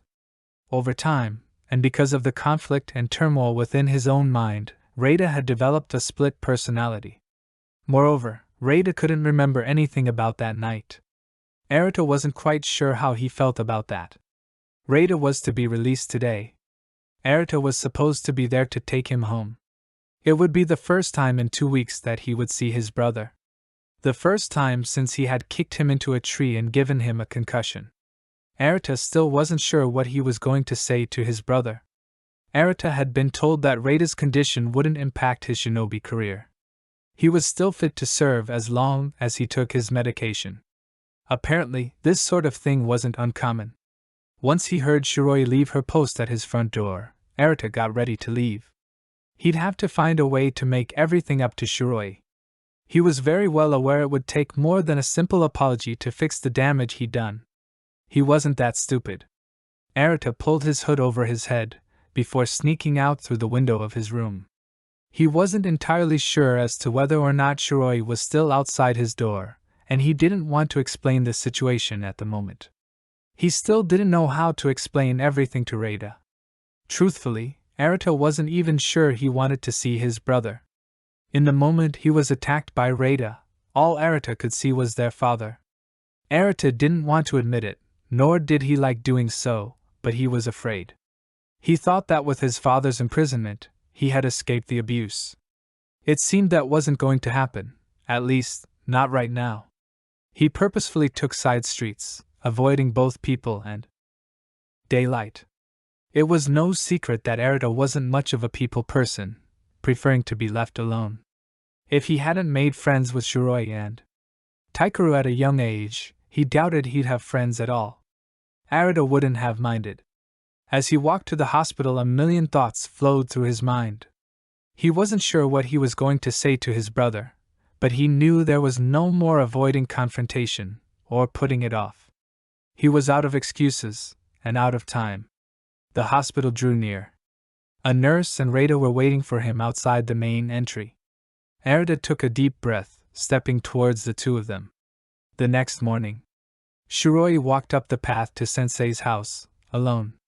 She hadn't bothered to pick up either Reita or Arata, as the plan had been 2 weeks ago. She didn't care if they would find the way or not. She didn't care about the consequences. Sensei could do anything to her. It would be less painful than what pain her only friends had put her through the past fortnight. She saw Sensei sitting, with her bare kimono, outside her house. It was a simple, small yet cozy, log cabin. It consisted of one room, since only she cooked in it. She and her husband, like the rest of the Kuma clan, basically lived in the forest. The cabin was surrounded, on all sides, by a dense forest, whose canopy let through not a single ray of light. Sensei's cabin was in the middle of a small clearing, and was the only one around the immediate area. Adjacent to the cabin, the area permitted space for a small garden, as well as a small patch of grass. A water well had been built on the opposite side, close to the forest line. She remembered the way in which Daichi had described this place the first night he came home from training. He had described it impeccably. Shiroi tried to swallow her sudden irritation. She walked up to Sensei and took a seat before her. Sensei had her eyes closed. She seemed to be sleeping, but Shiroi knew better. Her breathing was not slow and steady as that of a slumbering human. Shiroi waited for Sensei to speak. "Why are you alone, Shiroi?" Sensei asked. She took a moment to respond, choosing her words carefully. She knew better than to use sarcasm with her. "Because, Sensei, it's a bit tense with us now. Arata's been avoiding me, Rada's been in the hospital. I just didn't feel like helping them to get here." Even now, her decision to not escort the two brothers sounded selfish. But Sensei didn't say anything about it. Instead, her reply surprised Shiroi. "It's understandable to feel neglected and spiteful. The situation is a bit complex and Arata's behavior has been most uncalled for. This is not how fellow cubs should treat each other." Shiroi was put off by Sensei's complete understanding. She didn't know how to respond. Heavy steps sounded behind her. She knew it had to be more of the bears that lived in the forest. But other lighter footsteps were with them. "Arata! Rada! It's so nice of you two to join us." Sensei greeted them pleasantly, with her eyes still closed. Shiroi kept her eyes on her lap as the two boys sat down, one on either side of her. She didn't look up at either of them, nor did she greet them. She kept her eyes down into the ground. The air around them tensed. They didn't greet each other or say a word. None of them made a sound. "I must confess, I am severely disappointed with you three." Sensei spoke in a lazy voice, almost slurring her words. She opened her eyes slowly and glared at them, each in turn. "I thought you three had more compassion for each other. Your sensei at the academy spoke highly of your tight bond. What I see is a self-obsessed narcissist." She looked at Arata. "A boy who is too emotionally unstable to perform his duties." She glared at Rada. "And a girl, who by some miracle, managed to graduate the academy with next to no skills as a shinobi, and who will never live up to her family name." She looked toward Shiroi with pity. "And here I thought I'd be getting cubs, not spoiled children." Arata clenched his fists, as Shiroi saw from her peripheral vision. Rada sat still, without reaction, while Shiroi simply tried not to cry. Sensei's words had cut deep, as it was something she'd always felt. Hearing it from someone else, she could hardly bear it. Sensei stood up. "I'm sending you all back to the academy. I don't want you as my students. In fact, I doubt any sensei would. You might as well all drop out of the program before you embarrass the village." Sensei turned on her heel, but Arata stood his ground, stopping the woman in her tracks. "You can't do that." His voice dripped with hatred, defiance. This wasn't anything new to Shiroi, but she sensed something different in him. He seemed focused, determined. Shiroi couldn't help herself. She looked up at him in surprise before she could stop her movements. His facial expression was one she never saw before. He looked at Sensei with narrowed eyes, chin elevated defiantly.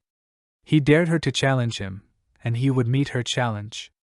Sensei smiled coldly at his display.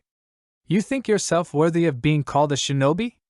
Arata kept a steady gaze, without moving or speaking. Rada stood, with an air much like Arata's. His face was devoid of emotion, merely staring at Sensei, completely indiscernible. Shiroi wasn't sure what to make of the two, and kept looking between one and the other. What were they doing? Didn't they understand what was happening? Everything was over. They were done, nothing. Everything inside Shiroi had shattered like a glass window struck by stone, the fallen shards turning to dust as they hit the ground. She was numb, unsure of herself. Her confidence, which had taken years to build, was gone. She barely remembered how to turn her head to look at the boys she thought were her friends. She had been fragile before today. Cracks had emerged along her glass facade. Sensei's words had been the stone that had finally broken her. The boys now thought they could fight against their fate. Shiroi was done fighting. She knew years ago she should have given up. Hearing it from someone else had affirmed what she always knew. And now she just wanted to go home. "Very well, I shall give you all a chance to prove yourself." Sensei's words seemed far away and distorted, as if she were saying them behind a small waterfall. "No. The word couldn't come out of Shiroi's concrete lips. One final test. Please, no. She just wanted to bundle up into a ball and cry. If you pass, just let me go home. You will become cubs. I don't want to do this anymore. And also become my new genin students. Sensei furrowed her cape, throwing it across them three.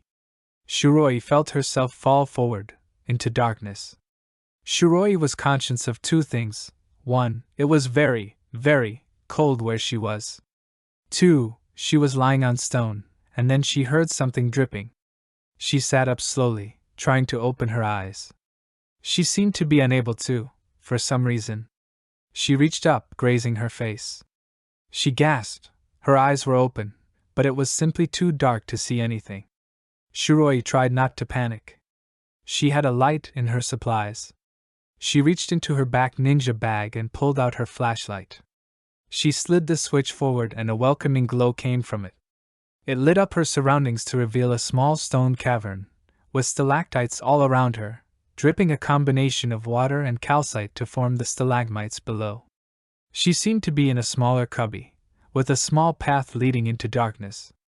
Shiroi stood up slowly, pointing her light forward, looking for a way out. Shiroi had no interest in whatever test Sensei was putting them through.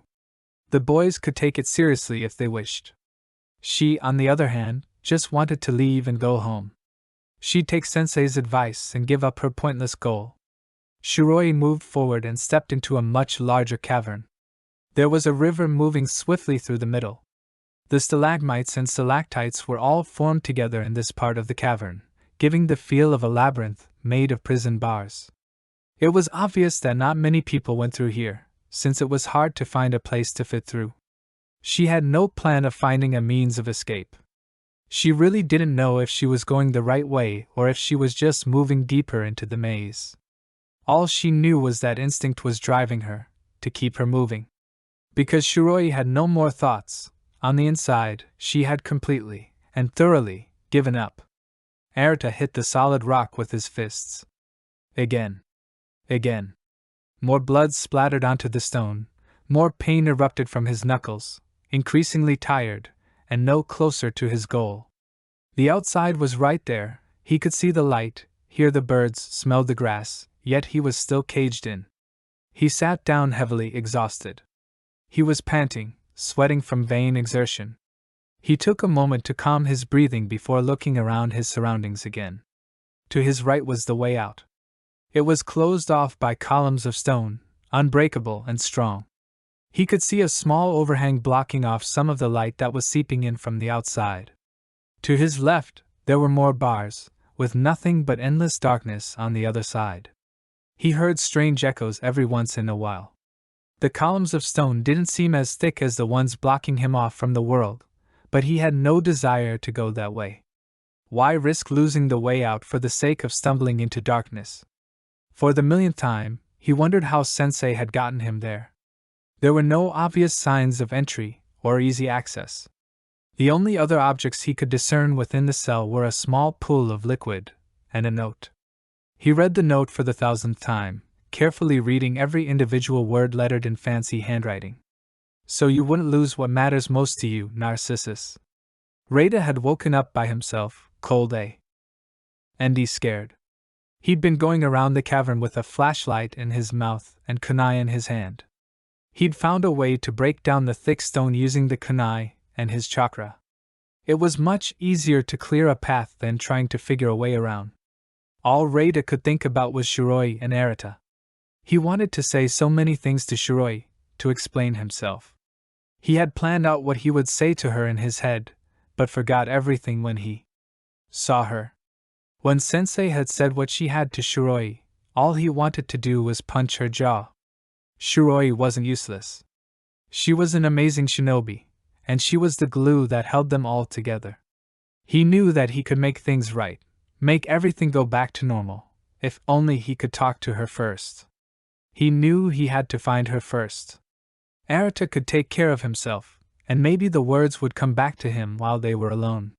He pressed on, cutting down the stone that was in his way, making his way towards the sound of rushing water.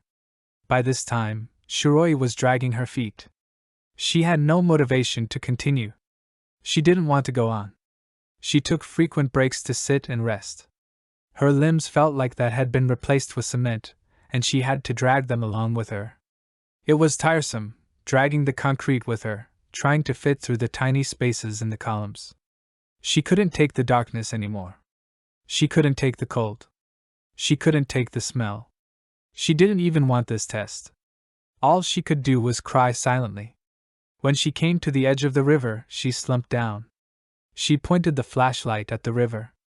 It wasn't very wide, maybe 4 to 5 feet across. She watched as rock particles moved by swiftly.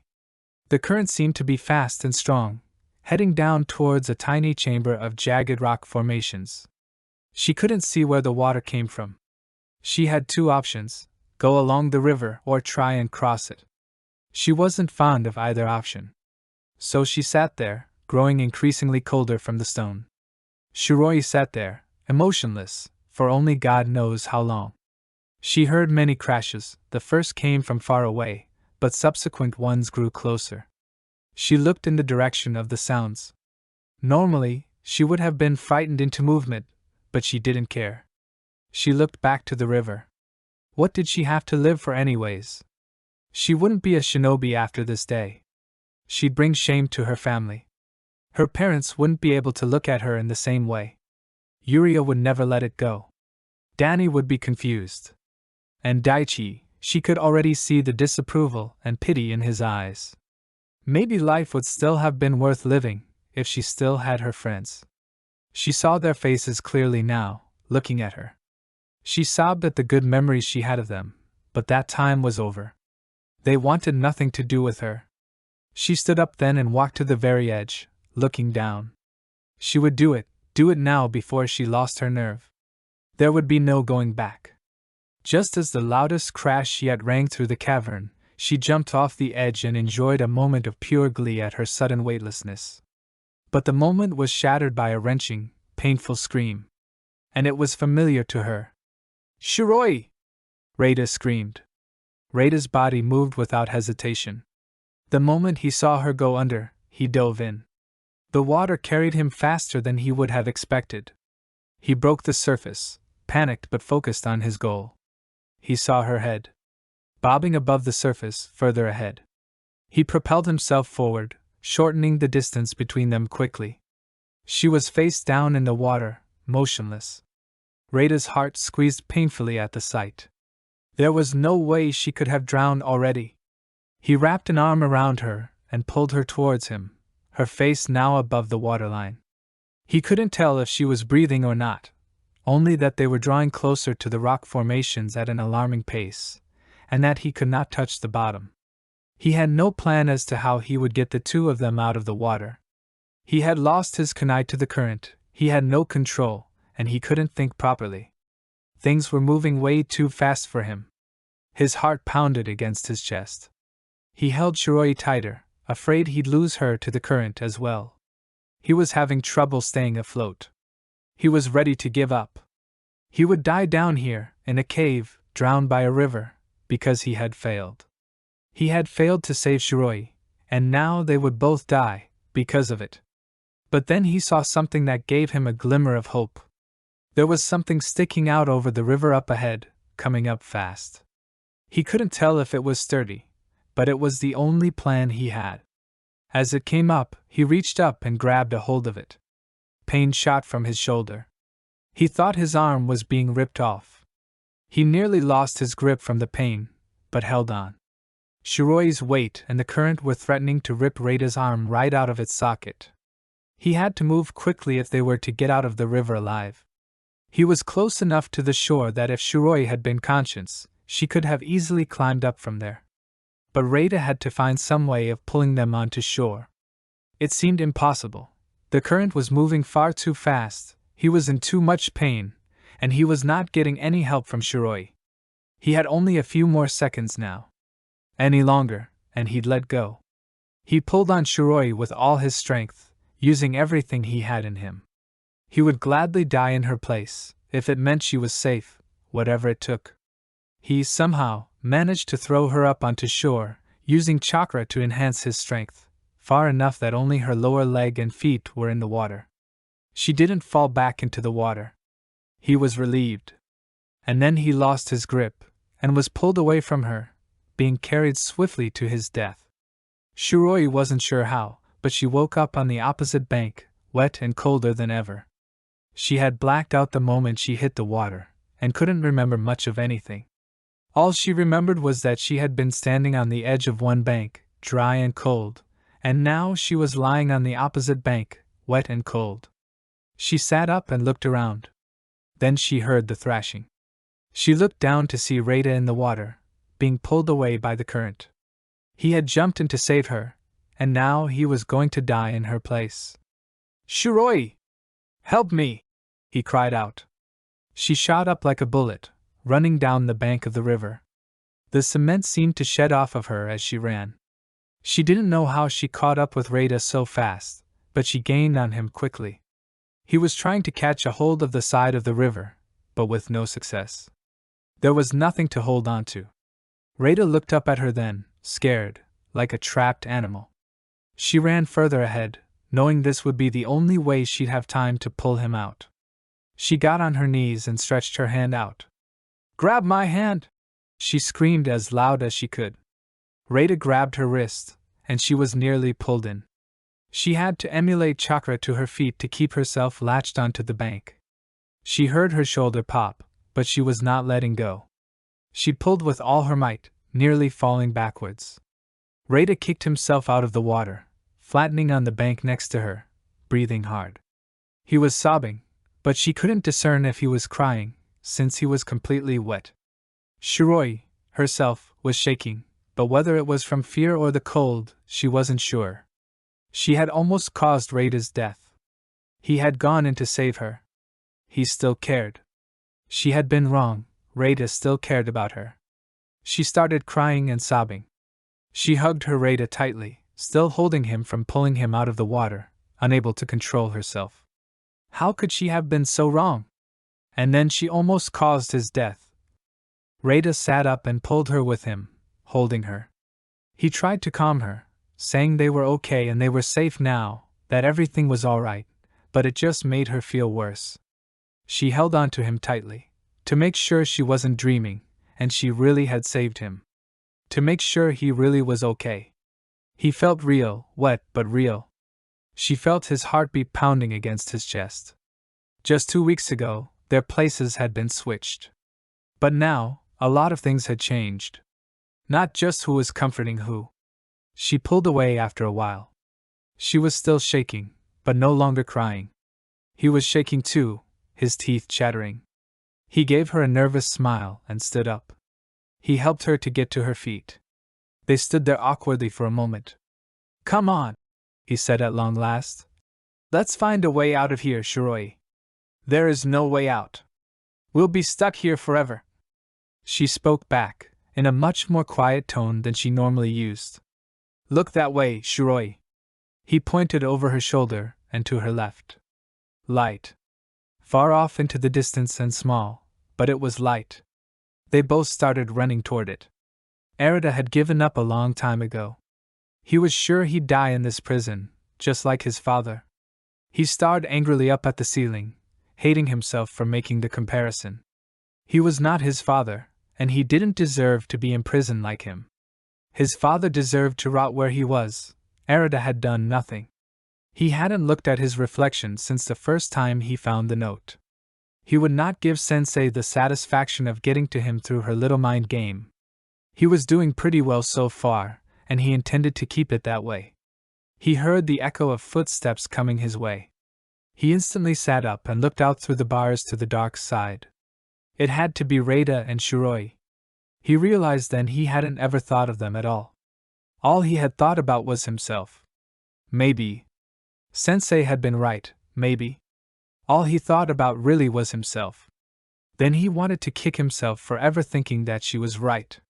She didn't know anything about him. "Look, there's light coming from here," said a voice he recognized as belonging to Reita. Reita and Shiroi both stopped in front of his cell. They were both dripping wet. Arita would have found this scene funny if it were under different circumstances. What disturbed him most was the way Shiroi was looking at him. She didn't glare at him like he expected, didn't smile at him like she usually did, she didn't show any emotion at all. And at once he understood something. She wanted to leave him there, for what he had done to her. While he could hardly blame her, he was not staying down there to die. And she was going to have to get over it.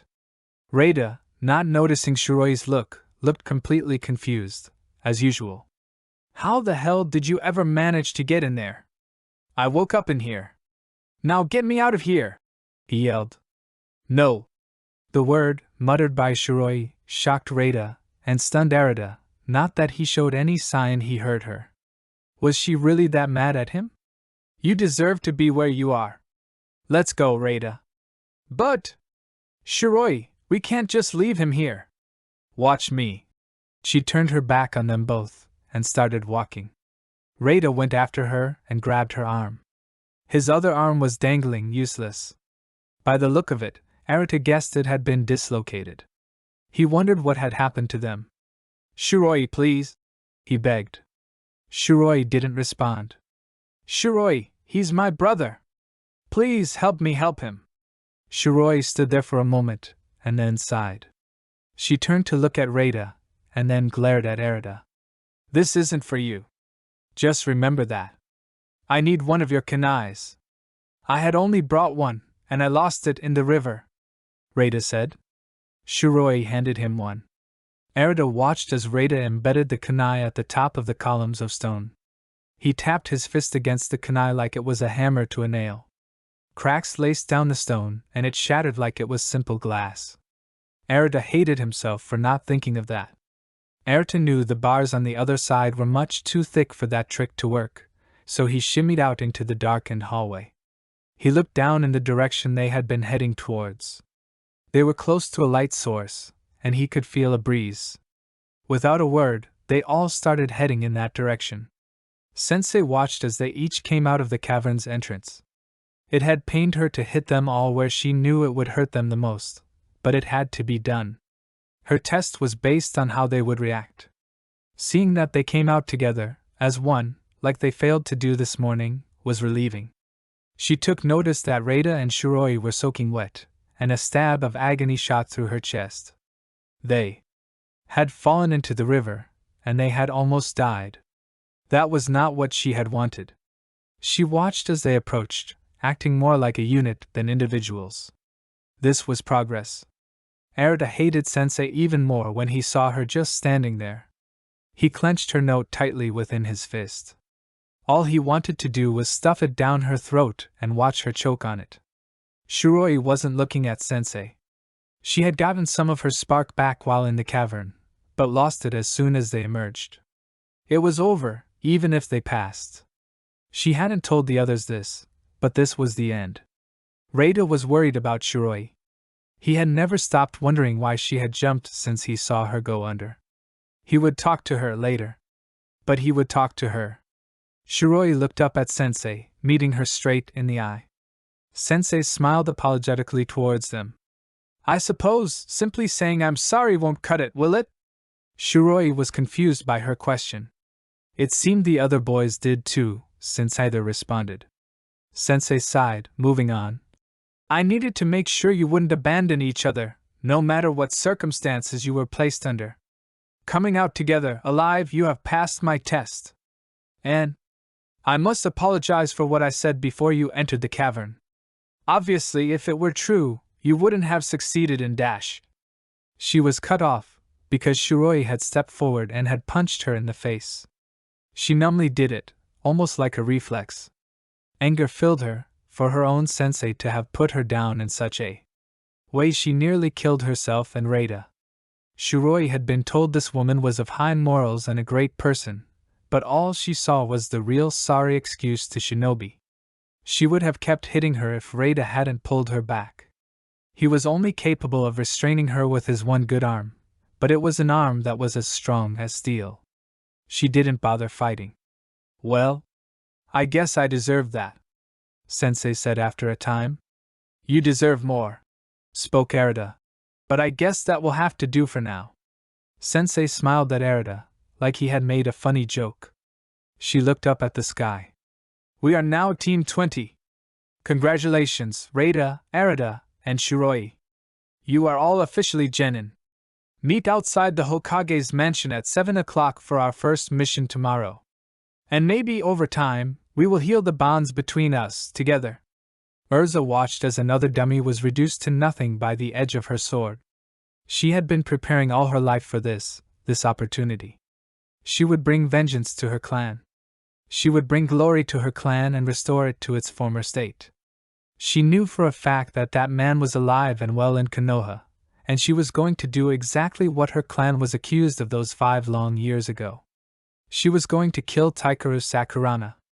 As she reduced yet another dummy to splinters, a man watched her from the shadows, watching his good work come to bear fruit. His red snake-like eyes stared, his forked tongue tasting the air. The upcoming Chunin exams were going to be interesting indeed. Chapter 4. Chapter 4, The Forest of Death. 6 months had passed since Sensei's trial. Now, for weeks, Sensei had been preparing her team for the upcoming Chunin exams. Sensei wasn't worried much about whether the 3 passed or not, but Shiroi was. They weren't Daichi's team, after all, and while they were more than decent shinobi, they were nowhere near their predecessor's level. Shiroi predicted that Arata would be the only one to pass the exams.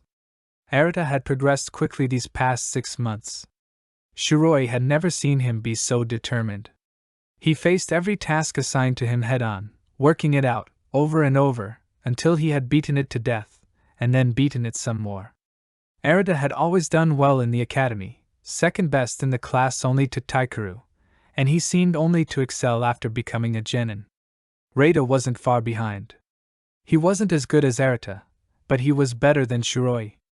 When it came to her, Sensei had given up on teaching her either ninjutsu or genjutsu, and instead made Shiroi focus all her effort on taijutsu. As Sensei had found out, Shiroi was a fairly decent fighter, especially when her target was close. When sparring, the only person Shiroi had lost against was Arata. Though she never dared say it out loud, Arata was starting to remind her of Daichi. Daichi had completed his Hunter Corps training months ago. He had come home briefly before heading off on his first mission. At 14, he and his partner Hyasuke became the youngest active members of the Hunter Corps, though they were not the youngest members to ever be initiated. When she had an opportunity to, Shiroi had told him of all that Sensei had put her and her teammates through. That definitely sounds like something she would do, he had remarked, before turning back to the topic of his intense training. Shiroi had tried to not feel too hurt. Shiroi was heading to meet her team for another mission. Over the past 6 months, her relationship with Reita had returned to what it was before their schism, but Arata remained distant. Whatever Sensei had said to him, all those 6 months ago, still bothered him. He hardly spoke to either Reita or Shiroi now.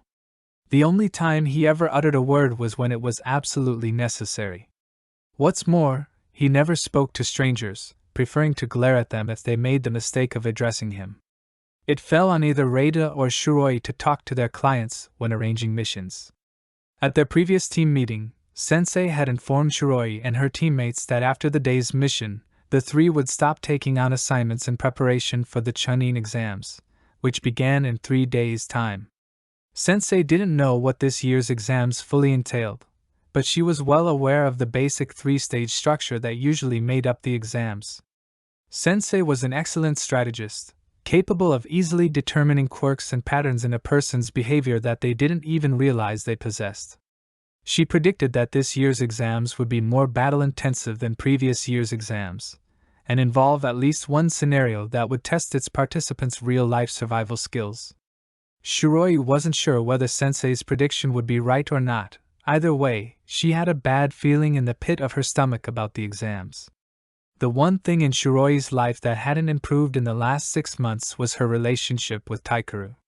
Nowadays, he did his best to avoid Arata, Reita, and Shiroi.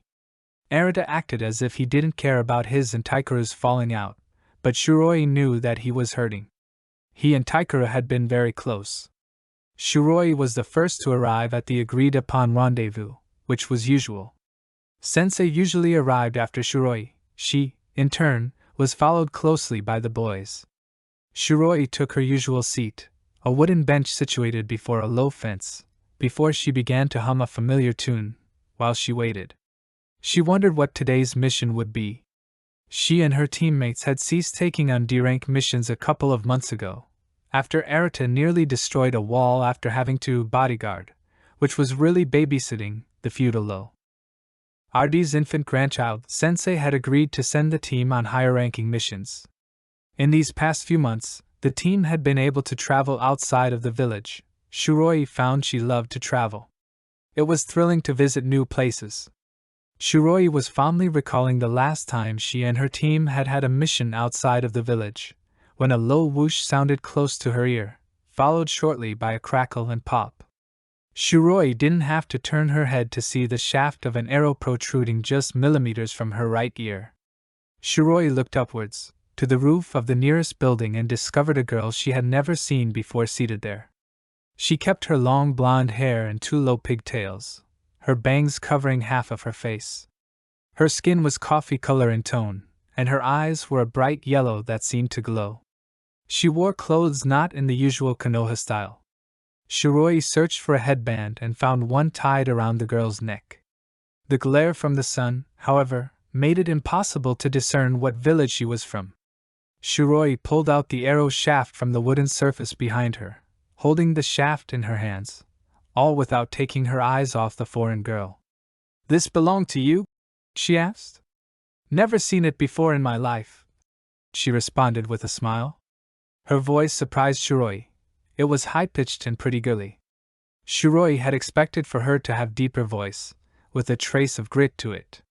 Shiroi knew the girl was lying. After all, she held a slender bowen. Her hands and a quiver with identical arrows was strapped behind her shoulder.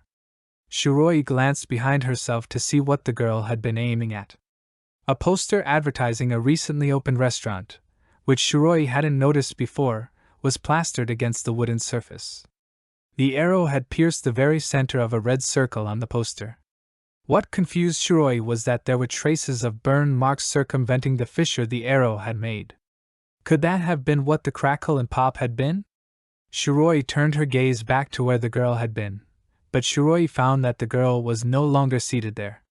Shiroi scanned the rooftops of the buildings closest to where the girl had been, looking for her, when a sudden movement caught her attention. The girl wasn't above her anymore, but was coming straight at her. Just as the girl's fist would have made contact with her, Shiroi dropped to the ground. The girl ended up punching the air as Shiroi spun on the ground, kicking the girl's legs out from under her. She fell backwards, but caught herself, and backflipped onto her feet. She lunged forward, quickly closing the distance between her and Shiroi with lightning speed, before landing a solid kick to Shiroi's stomach. Shiroi stumbled backwards, gasping for air. She focused on the girl, hoping she could dodge her next strike. Yellow-tinted lightning surrounded the girl's right hand. She gave Shiroi a cold, cruel smile as her hand formed into a fist. Lunging forward, she aimed for Shiroi's face. A hand shot out, taking hold of the girl's wrist. By the painfully tight grip on her wrist, the girl was pulled round, forced off balance, and thrown back, away from Shiroi. Shiroi looked up to find Arata staring down her assailant with his cold, emotionless eyes. Despite his calm demeanor, from the look in his eyes, Shiroi knew that Arata was furious. The girl rolled for a couple of feet along the ground, stopping in a crouch. From 10 feet away, she threw Arata a spiteful look, clearly annoyed over being interrupted. Rata caught up with the trio moments later, panting. "Geez, Arata, why'd you take off like the dash?" His eyes, which had been fixated on Arata, took notice of the stranger at that moment. He frowned, but didn't ask for an explanation. Finally recovering from the blow the girl had delivered, Shiroi stood up, shoulder to shoulder beside Arata. Arata was staring the stranger down. She returned the gesture. "What makes a Kumo kunoichi think she can come into Konoha and attack one of its shinobi?" Arata growled at the girl. Shiroi noted this was the most Arata had spoken in weeks. Shiroi was impressed. Despite their brief encounter, Arata had somehow managed to get a good look at the headband tied around the girl's neck. The girl responded with a wicked smile that had no humor. To Shiroi, the girl's smile seemed to warn. I could rip you to pieces, and feed you to the dogs if I wanted to. If Shiroi didn't know Arata as she did, she might have been afraid for him. I can do as I please, the girl answered. Not here, you can't. Some shinobi would consider this a declaration of war. What's your business here? The girl, never taking her eyes off of Arata, retrieved a sheet of paper out of her back ninja bag. She held it up for them to see. I'm here to take the Chunin exams, she stated. The girl and I were just having a friendly spar. Shiroi snorted. She called that friendly? Go take your friendly spar somewhere else, before you bite off more than you can chew, Arata challenged. The girl narrowed her eyes, never breaking her hold on Arata, obviously sizing him up. Arata stood there, never taking his gaze off of her. Most people would have cracked by now, but this girl didn't. Shiroi didn't know whether to feel respect for or fear her. The girl's gaze turned then, locking onto Shiroi. Shiroi stood as still as a statue. The girl spoke. My name is Suzukushito. I promise you, we will meet again. And then she disappeared. And that's what happened, Shiroi concluded. For a few moments, Sensei stood motionless, deep in thought. She had not stopped to ask Shiroi any questions, but let her finish her story in its entirety. Now Sensei stood motionless. Her expression was solemn, but composed. Her silence, however, seemed to hint at her distress, and it unnerved Shiroi. Reita sat on the edge of the street, sharpening the edge of his kunai. He had adopted the nervous habit of sharpening his weapons some months ago. Arata stood, leaning against a wooden fence, staring at the sky. His expression, as usual, betrayed no emotion or hinted of any thoughts he may have had. Sensei cleared her throat before speaking. I'm not surprised she came after you, Shiroi. I was afraid of what would happen if one of the children of the main house of the Kushito clan participated in the exams. Shiroi blinked in a mixture of confusion and surprise. What do you mean, Sensei? I haven't done anything to the Kushito clan. You haven't. But your clan has, she clarified with certain hesitation. Shiroi stared at Sensei. Reita looked up from his sharpening, his eyes fixed on Shiroi. Arata's gaze shifted from contemplating the sky to rest upon Sensei before he spoke. What do you mean? I was part of a small, elite team charged with the near impossible task of taking out a key player in the last great ninja war with Kumogakure. She began. Takiro Yankuru was in charge of that cell. Your father, boys, was also a part of that team. Arata cringed. Reita lowered his gaze, his eyes immediately fixing themselves upon the ground. Shiroi hadn't heard Kuroko Satake come up in conversation in years. She wondered why Sensei found it important to mention that he was there at all. This key player happened to be that girl's father, Raidan Kushito, head of the Kushito clan and the Raikage right-hand man. He knew Kumo's strategy inside and out. It was imperative he be taken out, for the sake of our own war strategy. We found him, wounded and alone, and we took our opportunity. Sensei inhaled deeply. But we seriously underestimated Raidan Kushito. Even wounded, he was almost too much for us.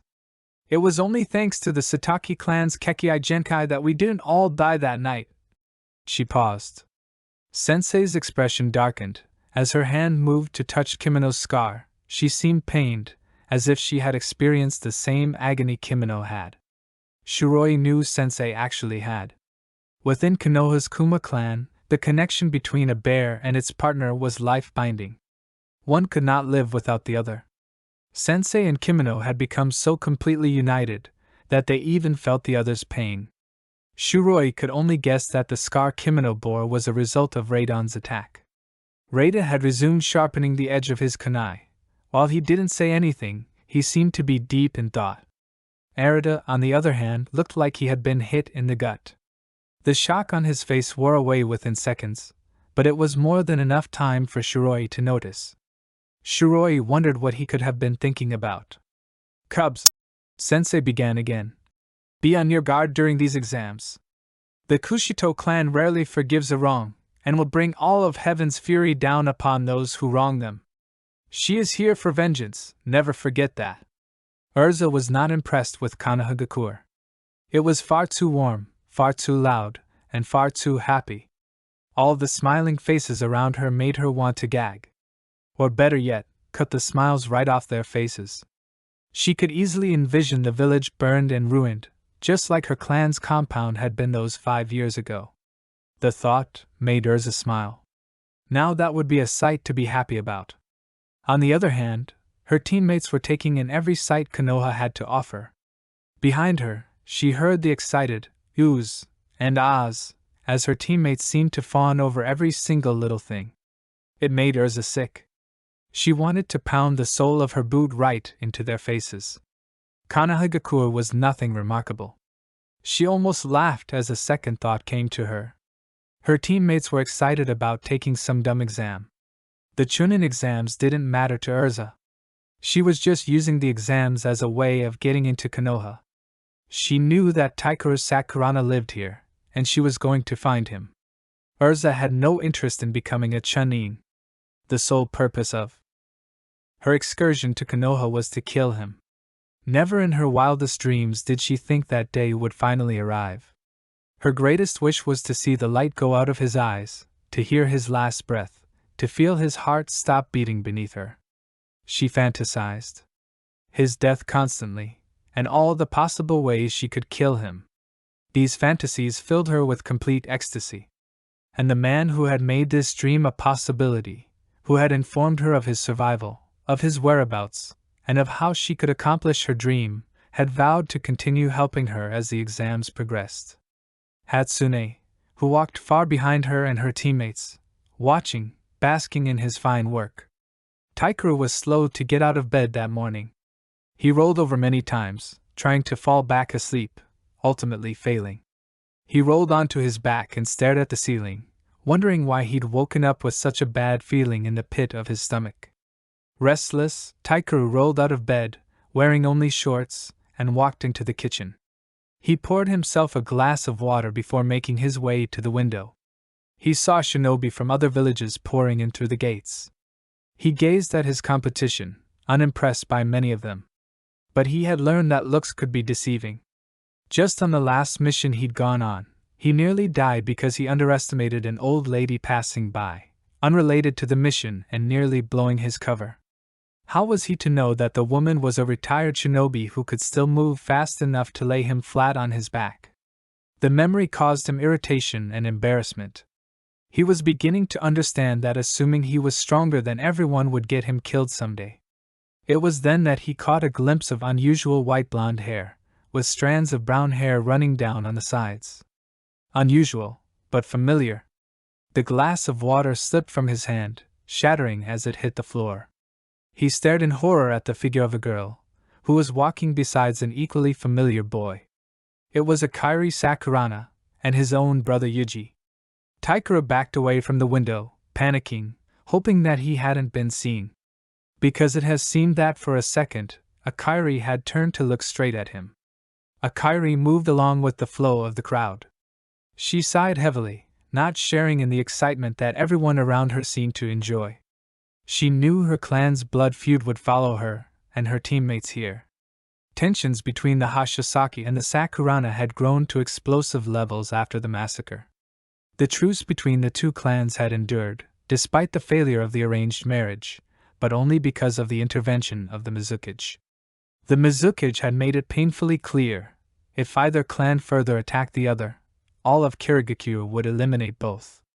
However, that did not stop the hatred that burned within the Hashirasaki. For the most part, the clans kept their distance, but their members would inevitably run one into the other. These encounters always ended badly, but were swiftly brought to an end. Thus far, no deaths had occurred in these small altercations, but the Mizukage's patience was wearing thin. Akari wondered what it would mean if something happened during the exam. Would the Mizukage's threat extend here as well? Akari spotted Urza Hashirasaki, the second child of the main branch of the Hashirasaki clan, in the crowd. Urza threw her a malevolent look before walking on. Akari wasn't afraid of Urza, not usually, but they weren't under surveillance here. It unnerved Akari. She looked over at Yuji to see if he had noticed. He was too busy taking in everything around him, as was their other teammate. Yuji had proven himself to be a skilled shinobi at a young age, graduating the academy early. He never appeared to be as skilled as Taikeru in the SAKURA's early training, so Akari often wondered how Taikeru would have fared if he were still around. A painful stab passed straight through her heart at the thought of her lost friend. Every thought of him pained her, but she was unable to stop thinking of him. She often talked about him to her friends, even though every word made her feel as if she were breaking apart. However, she feared she would forget him if she didn't speak of him, think of him. And so she talked, she thought, and she didn't forget. The pain was a sign she hadn't forgotten, and never would. She had always hoped, secretly, there would be a day she would see him again. After Taikeru had disappeared, she had frantically searched for him, hoping she might find him somewhere. She knew he was dead, had to be after all this time, but she still hoped he was alive and well. She hadn't noticed when she'd started to cry, but she was aware of the hot tears now running down her cheeks. "Yeah," she heard Yuji say. "Taikeru would have loved it here." Urza thought Akari's tears were hysterical. She hid herself from view and watched with delight as one of Akari's teammates tried to comfort her. His name was not important, but she knew he was the younger brother of the man she hoped to kill. Maybe she could use the two of them as pawns to draw him out. She knew she had to drag him out into the open, somehow. She had been ecstatic to learn that those two would be joining her in the exam. What perfect bait! Urza knew of the chilly resolve the SAKURA had for human life, that none was more precious than their own, of how selfish they were. She realized there was the possibility Taikeru would prefer to see his precious little cousin die than be exposed. Oh, but she would make sure to drag him out. She would expose him. And then, after the entire world knew what he had done, what he had caused, then she would finally kill him.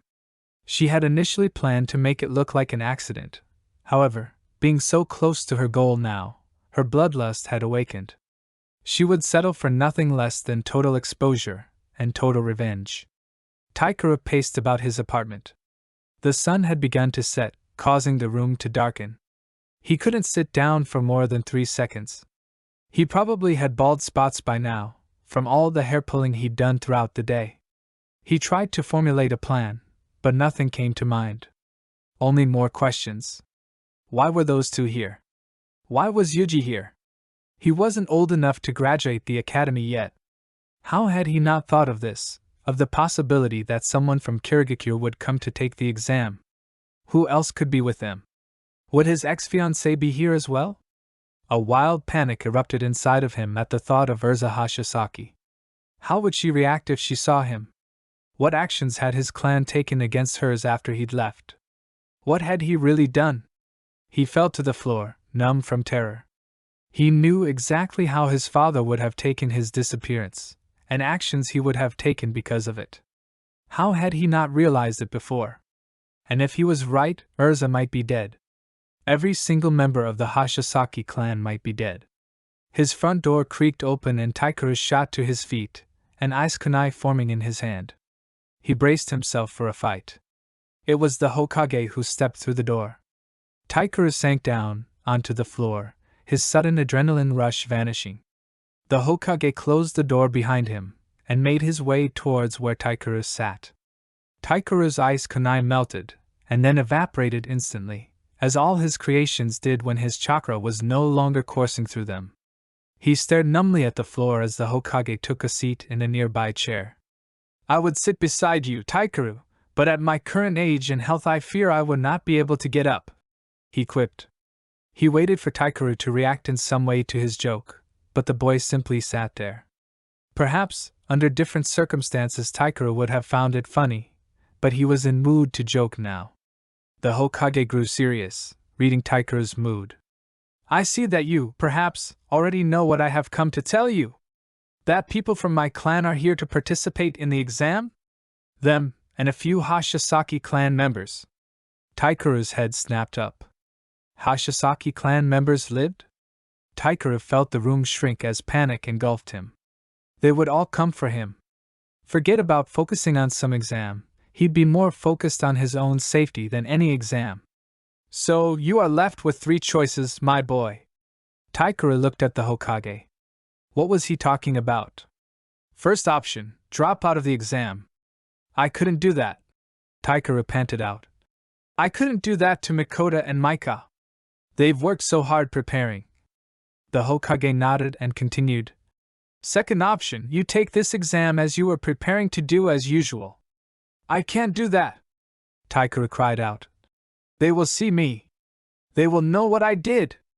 Then you are left with one last option, disguise yourself. What? Taikura blinked in surprise. Disguise? Not appear as himself, but take on another identity? He hadn't thought of it before. It did seem like a good option, a logical solution to his problem. Taikura's breathing slowed down as he tried to calm himself. He looked at his hands, the dark swirl marks on his wrists. The decision didn't come lightly. Even if he had just made up his mind at that moment, he knew all along this could be the only way. No. He spoke evenly, no longer afraid. I need to take responsibility. No more running, no more hiding. I started this as myself, and I will end this as myself. The sun's last rays shone on the village outside. Inside, the room had grown dark. Still, Taikura could see the look of pride on the Hokage's face. He knew he was making the right decision, no matter the consequence. Arata couldn't sleep, but that wasn't anything new. He snuck out of his window that night and roamed Konohagakure's streets. He thought about what Sensei had said earlier, every word echoing through his head with perfect clarity.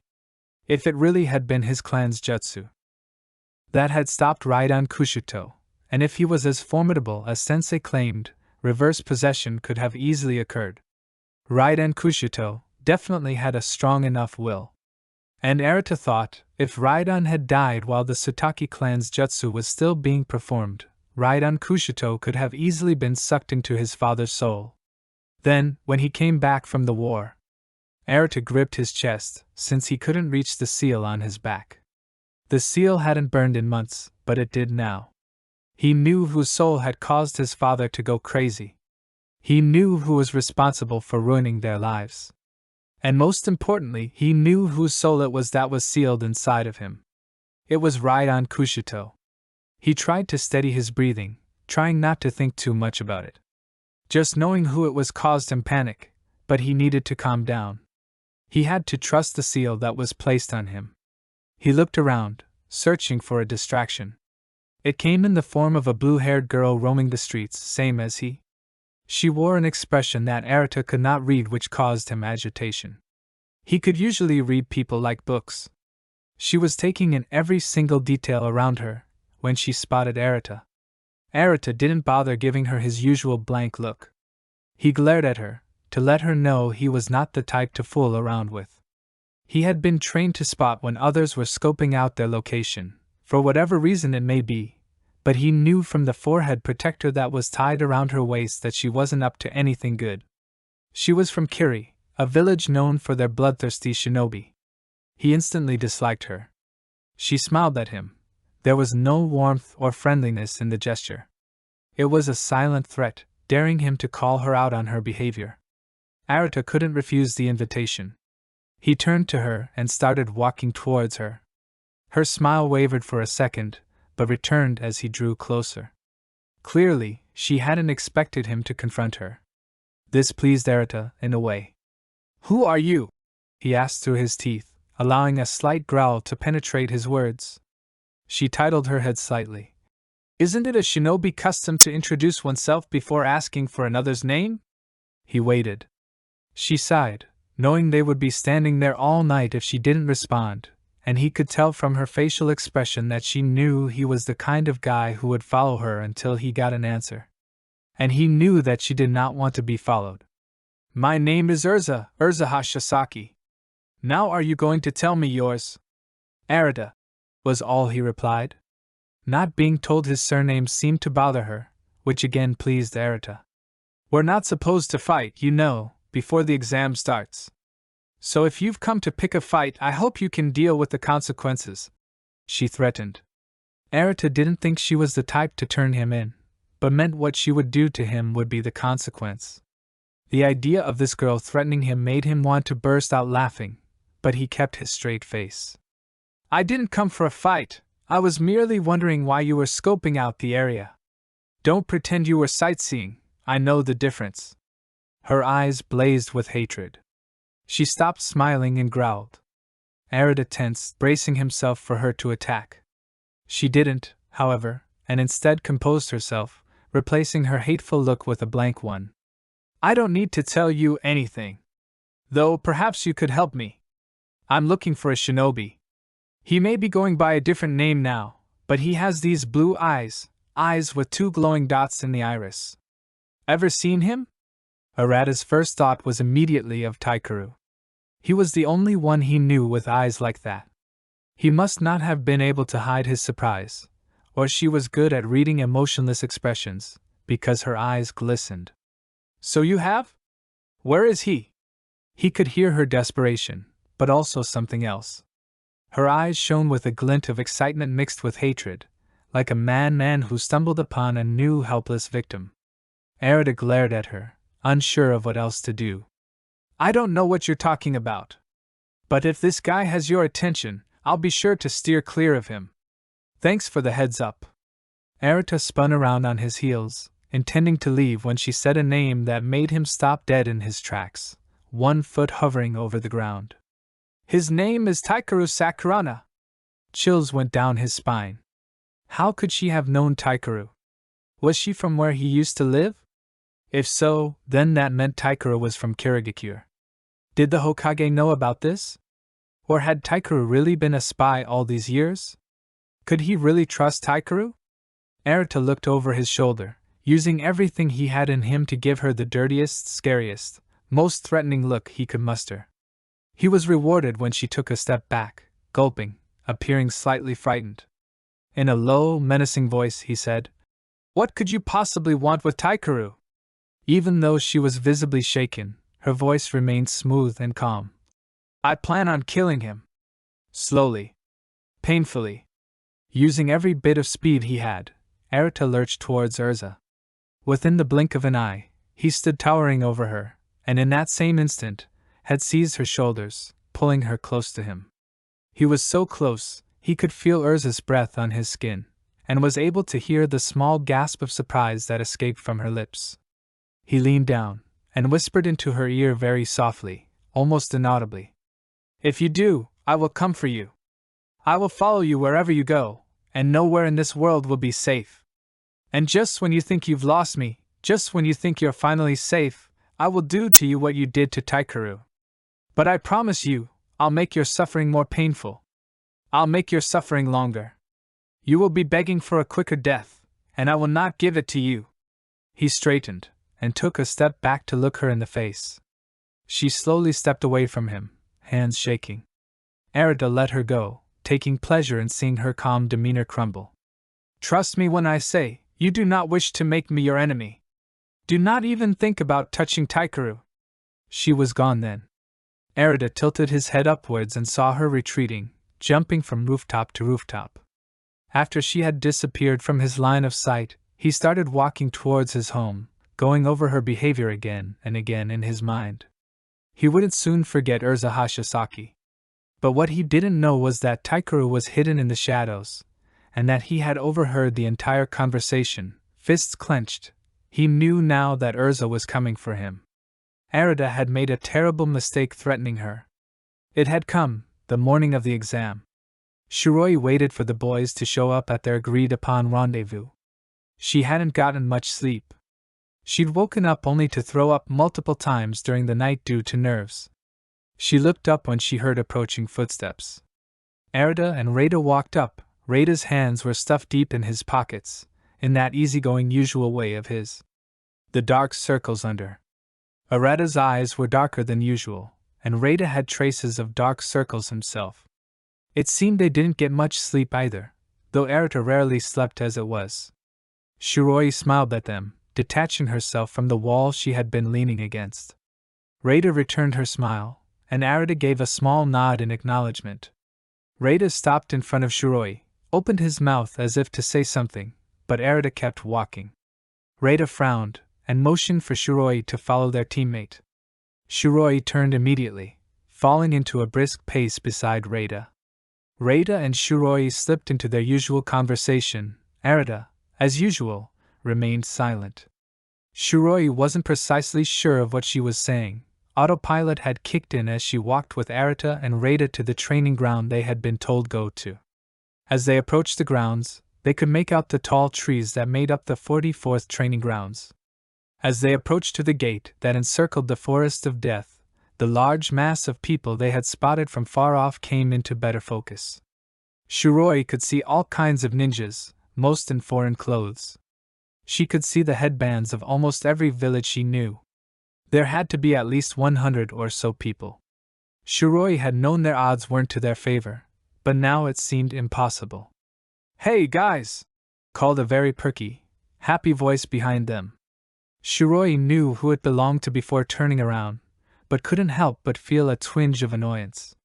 Why was she so flipping happy when failure seemed to be looming right before them? Maika was beaming, her blonde with pink-tipped hair blew in the breeze. Her green eyes glowed with happiness as she shoved a paper bag at each of them. "I made rice balls for you. I hope you like them," she said, smiling. "I figured we could all eat together before we got started. Beautiful day, isn't it?" Began Reita as Taikeru and Makoto came walking up. Makoto was busy fiddling with objects in his hands that Shiroi didn't know the names of, and Taikeru was looking over the crowd, carrying 3 more paper bags in his hands. It almost looked as if he were looking for someone. His eyes met with Arata's, and for a second it seemed as if they exchanged a message, communicating silently, as was their custom. Something felt odd about their glance, but Shiroi didn't know what. Maika snapped her fingers by Taikeru's ears. "Hello, Earth to Taikeru? I would like my lunch now." Taikeru looked like he had just been slapped. He looked down at Maika, who was the shortest among the group, and gave her an apologetic smile. He handed her a bag and placed one at Makoto's feet, since his hands were full. Taikeru sat down right where he was and bit into his rice ball. Maika sat down next to him, a little closer than necessary. She started nibbling on hers. Hiroi and Reita exchanged a look. Reita shrugged and sat down. Shiroi and Arita followed his lead. Makoto also sat and put away the objects he had been fiddling with, and ate without a word to any of them. "Thanks for bringing us food, Maika," Shiroi spoke after a pause. Maika smiled, but kept her full mouth closed. Her cheeks puffed up like a chipmunk's. Taikeru glanced at her, with a small grin on his face. Shiroi wondered if there was anything going on between the two of them. "So, does anyone know what we're doing here? Or if anyone else in our class is here?" Taikeru asked. "As far as I can see," Reita began, "it's just us 6. And Daichi told me the exams change every year," Shiroi added. "So our senseis can't prepare us ahead of time. No one knows what we're in for." Taikeru nodded, taking another bite of his rice ball. Arita had already eaten his, though Shiroi hadn't even seen him open the bag. Reita was staring at his. Shiroi knew how he was feeling, since she was feeling the same way. She was too nervous to eat, yet it would be rude not to eat what Maika had prepared for them. She took a hesitant bite. It was good, she only wished she had an appetite for it. Reita took as few bites as possible, as he usually ate, of his rice ball. It was gone in 3 seconds. Shiroi wondered, not for the first time, how he did it. "You going to eat that?" Reita asked Shiroi, pointing at her rice ball. Grateful to be asked, she broke off a piece, and handed it to him. "It seems you're hungrier than I am," Shiroi quipped with a shaky laugh, as she popped her piece of the rice ball in her mouth. Arata's head snapped up at that moment, glaring at a Kiri kunoichi with blue hair. She wasn't paying attention to him. She was too busy scanning the crowd. Taikeru followed Arata's gaze, choking on the last bite of his rice ball, drawing the kunoichi's attention. She gave Taikeru such a sadistically pleased smile that it made Shiroi's stomach turn. She obviously recognized him, and he knew her. But she was from another village, how could they possibly know each other? Then it hit Shiroi. He had been 8 when he came to Konoha. Of course, he had been other places besides Konoha. How could she have forgotten? The girls seemed to want to come over, and had begun to move, when a booming voice over the crowd caught everyone's attention. "All right, kiddies! Come around close! It's time to start!" Shiroi's attention was drawn to the woman near the gate with purple hair. She wore a tan jacket over a net top and a dark tan skirt. The look she gave everyone scared Shiroi. She took out papers from inside her jacket and held them up for everyone to see. "Before we start," began the proctor, "everyone must sign one of these. Typically we don't start with this phase of the exam, however we were unprepared for the first stage. Instead, it's my job as the second stage proctor to weed you out as much as possible. So, I've had this forest stocked with vicious, bloodthirsty beasts as well as letting Konoha's Higura clan have a field day over setting up traps inside the forest." At this, Mikoto's head snapped up. He was from the Higura clan, which seemed like an unfair advantage to Shiroi. He would be able to disarm and rearm traps if he needed to. Maika was too, but her family did not follow the ways of the clan. "So, since there will more than likely be a lot of deaths, I need you to sign this so that your deaths aren't my responsibility. If you refuse to sign it, then you cannot enter the forest and this part of the test, which means you fail. Any questions?" No one raised their hands, but quite a few squads turned around and left. Many of them were from Konoha and knew of the Higura clan's weapon prowess. Then, a hand shot up from amongst the crowd and the proctor looked at him. "What if our teammates have left, but we still want to participate?" She smiled then and answered, "You can't without your team. Either try to get them back here, or you fail." The boy turned and ran, calling out 2 names.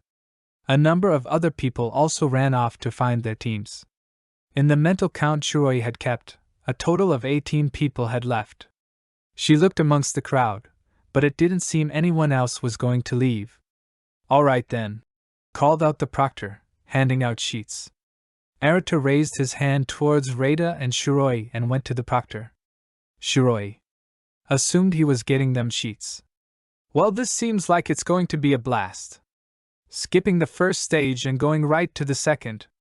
That explains the face Sensei made when she told us we were reporting to the forest," said Reita, his voice dripping in sarcasm. Shiroi just nodded, not sure if she could manage to speak without throwing up. She had trained hard in the last 6 months, but she still wasn't as good as the boys.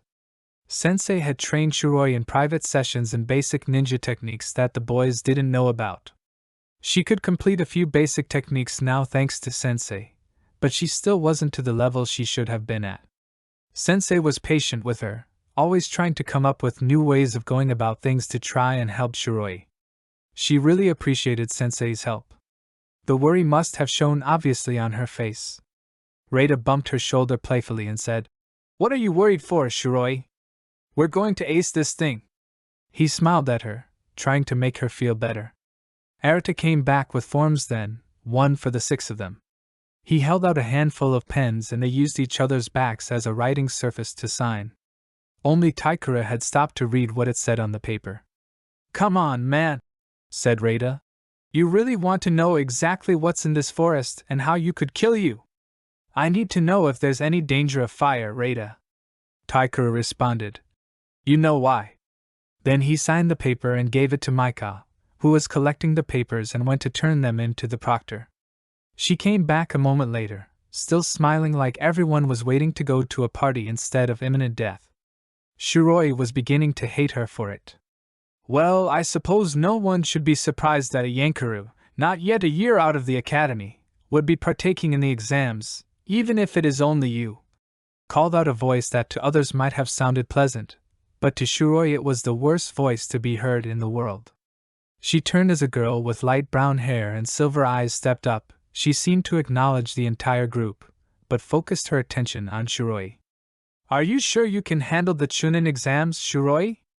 I heard from some students retaking the exam that the Forest of Death is brutal.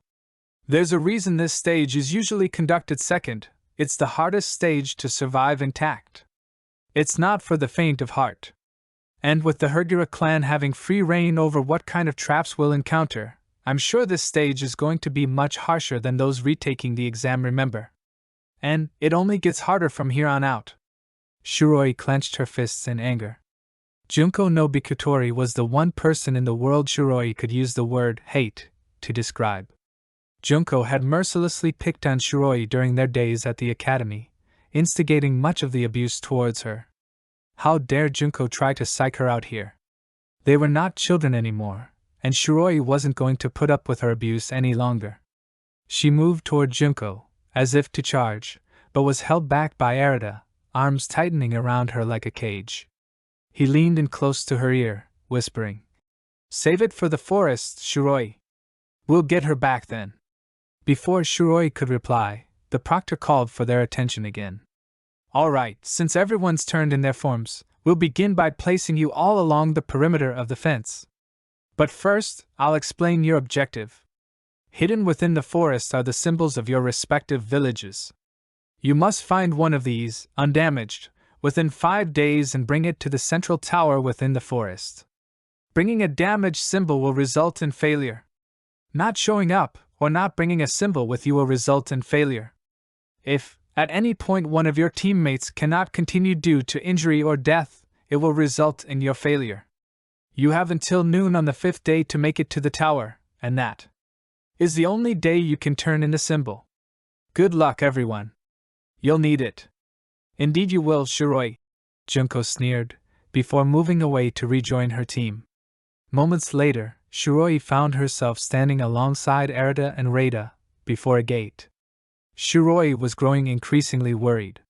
She didn't want to admit it, but what Junko had said had managed to rattle her. In an effort to collect herself, she began to pace. She began going through the steps of certain seals in her head, walking through them one at a time. The process allowed her to focus on something, as well as forget her surroundings. She recalled her aunt's voice, teaching her how to do basic seals. It was comforting. A rattling noise brought Shiroi's attention back to the present. The gate was moving aside. She and her teammates stood still waiting for the gate to fully open before treading in. They had taken one step inside when the three of them burst into a sprint, advancing rapidly towards the forest. The three hadn't even discussed what they were going to do, their reaction was automatic. They moved as a single unit, executing plans without needing to communicate them. This ability had developed after knowing each other for so long, and was refined after training together. Once the three neared the forest, they jumped up, traveling along the canopy of the forest, looking for a place to rest and talk strategy. They found a clearing in the forest, enclosed by close-knit trees. The thick canopy overhead allowed no light to pass through to the forest floor. All in all, it made a cave-like structure. Arata motioned towards it, and Reita and Shiroi nodded. They jumped down into the clearing, and settled down, panting hard. Reita was the first to notice them. "Hey, what's that above your head, Shiroi?" Shiroi jumped up, thinking Reita had caught sight of some bug, but upon closer inspection, she caught sight of several metal medallions hanging from spikes embedded into a large root-ensnared boulder. "It's the symbol of Tsushigakure," Shiroi noted.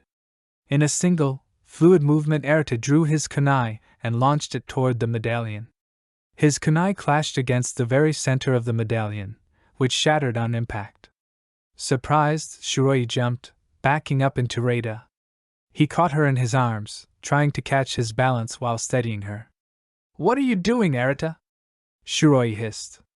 "You've heard the proctor, undamaged symbols. Now the people who need these won't be able to use them," Arata replied as he continued to aim his kunai at more and more of the medallions until they had all shattered. They broke easily. Arata didn't need to use much effort. If one had been in their pocket and they fell on it, it would shatter. Shiroi kept that in mind. "We'll have to protect ours very closely once we get one. Within the first few days, I'm sure most, if not all, of the symbols will be destroyed. And then, once they are, teams will begin attacking each other to get the ones they need." Arata spoke in a serious tone. "We can either look for as many of the medallions that we need as we can, or destroy the medallions of other villages, as well as our own, and worry about finding the one we need later. It's up to you too. Shiroi considered this for a moment, pulling away from Reita. Reita seemed to be deep in thought, weighing their options. Shiroi herself preferred Arata's first suggestion, to hoard medallions, rather than his second. Destroying the medallions sounded like a plan that would lead to confrontation with other teams. But knowing the boys, Shiroi figured they would opt for the second plan, for the very reason that it was more likely to lead to confrontation. I say, Reita began, that we get a good group of medallions together, and have Shiroi create a seal to store them in so we don't have to worry about finding them later, and then go and destroy as many as we can. Arata nodded, clearly liking Reita's plan. Shiroi, however, wanted to kick herself for not thinking of and offering this idea first. Creating a protective seal had been the first technique Shiroi had been taught by her aunt. Nevertheless, Shiroi was simply happy to be included and have an important role in Reita's plan. Let's start looking then, Arata said as he stood up. Taikeru sat down, leaning against the trunk of a tree, panting. An hour had not yet passed, and he and his teammates had almost died half a dozen times. They would have been dead if not for Makoto, who could easily spot his clan's traps. Maika, however, hadn't heard his warning at one, and had set it off. Taikeru was able to stop it from fully engaging with his ice jutsu, but Maika had been hurt, and possibly had broken her ankle. Makoto and Taikeru took turns carrying her on their backs. Makoto sat Maika down and leaned her against a tree. She bit her lip to keep herself from crying out in pain. Taikeru had wrapped her ankle and covered it with ice to keep it from swelling, but she needed to have it looked at. He knew that Shiroi had some medical training because of her clan, but could he trust her now?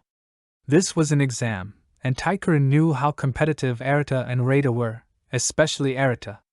They might attack him if Taikeru went to ask for help. A sudden movement from above caught Taikeru's attention.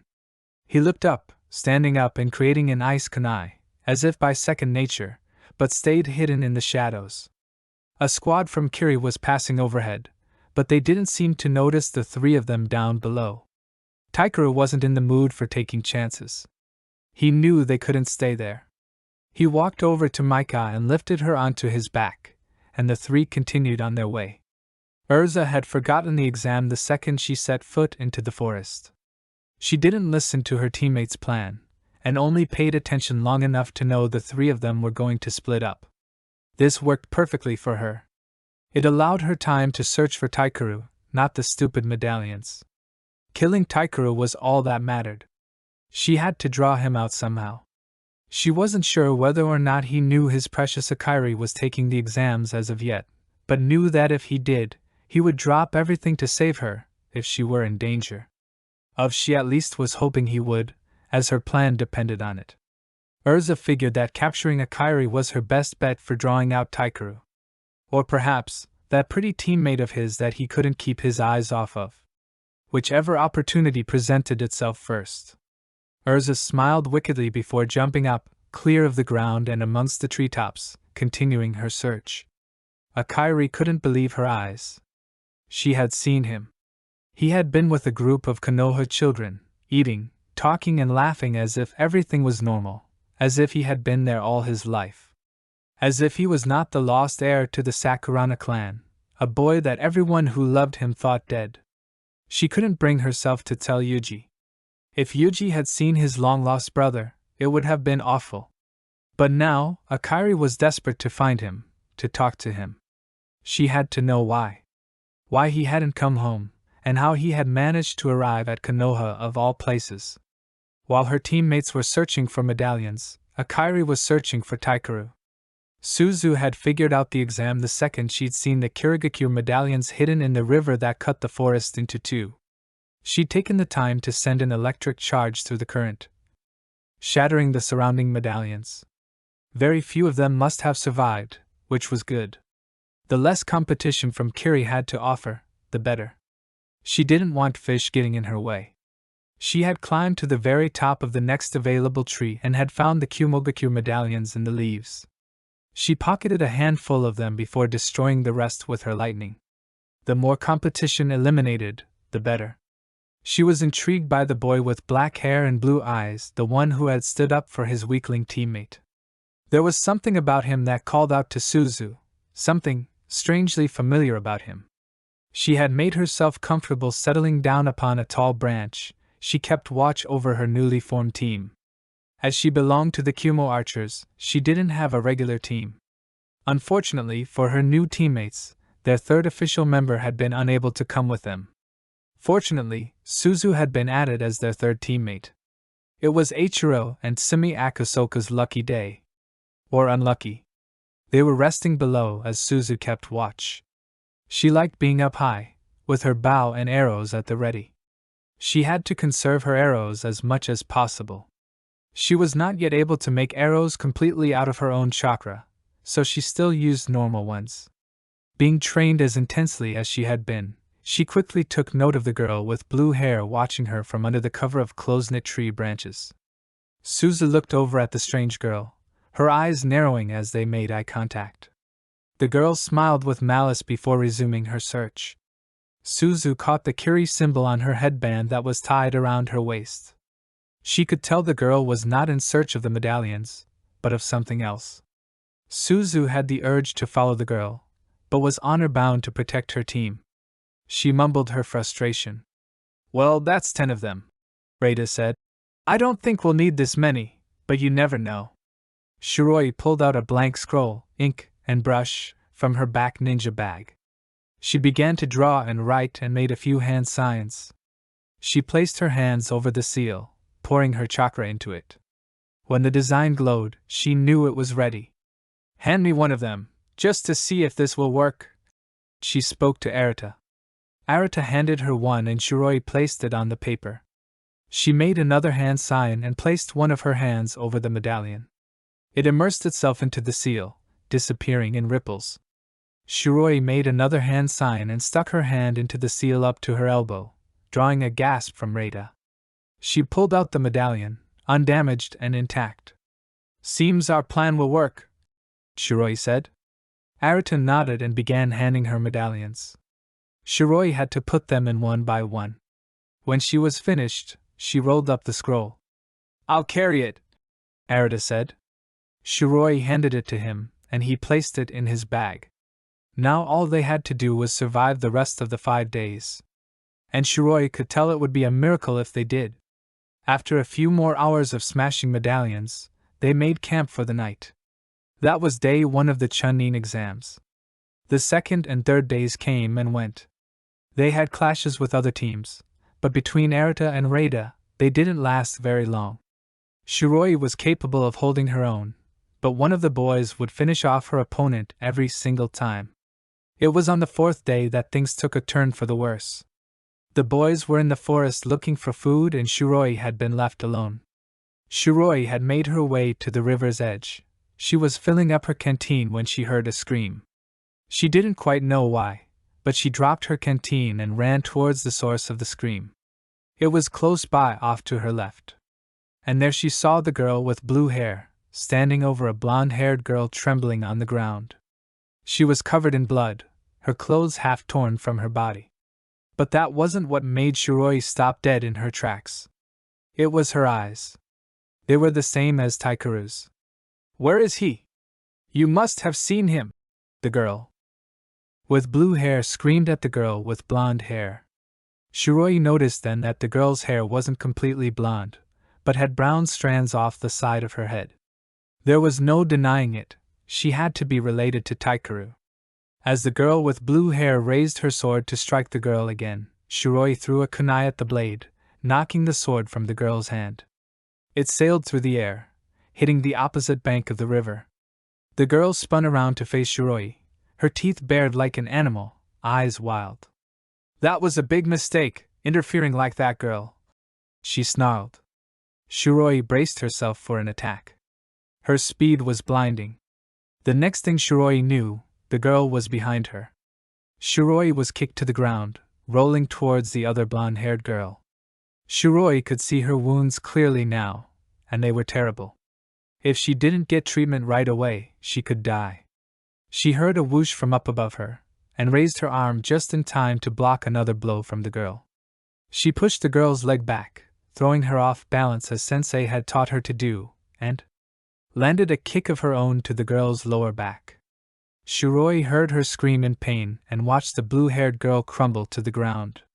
Without a word, she threw the other girl's arm over her shoulder and was jumped away through the trees, as fast as she could. Taikura had heard a scream, but had ignored it. He had never heard so many screams in his life as he had in the past 4 days. He wondered if they would ever leave his head. He continued to fill his canteen and took a long drink before he became aware of the rustling of branches behind him. He kept drinking, but kept an eye on the source of the noise and created an ice kunai in his hand. Just as a body surfaced, he turned and threw the kunai, aiming right for the boy's face. He regretted doing so once he realized who it was. Reita ducked just in time. The kunai missed and let out a high-pitched sing as it hit the trunk of a tree. He looked up at Taikuru, wide-eyed. "Damn, dude! You could have taken off my head! Gee, throw a guy into a dangerous forest and he forgets who his friends are." Reita spoke, brushing himself off, a look of mock hurt on his face. Taikuru, however, did feel bad about attacking him. "Sorry, Reita. You just snuck up on me," Taikuru replied. "Hey, it's alright, Taikuru. I get it.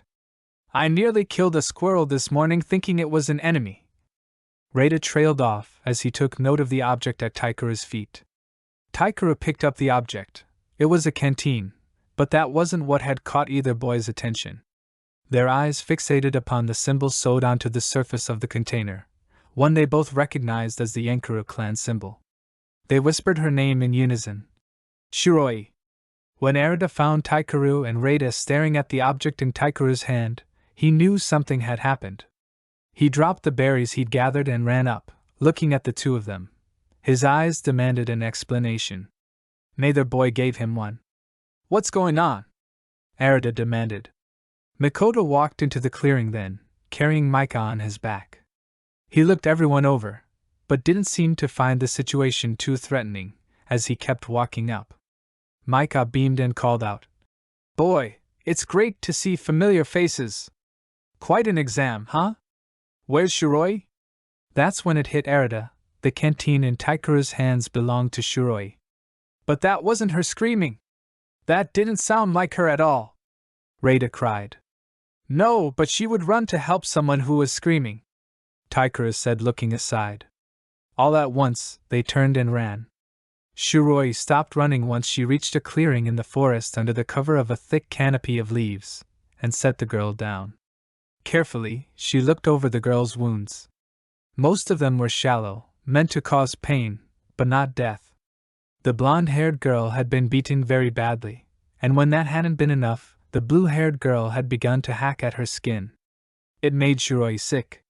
Shiroi pulled out a bottle from her back bag and opened it, showing the blonde-haired girl the label.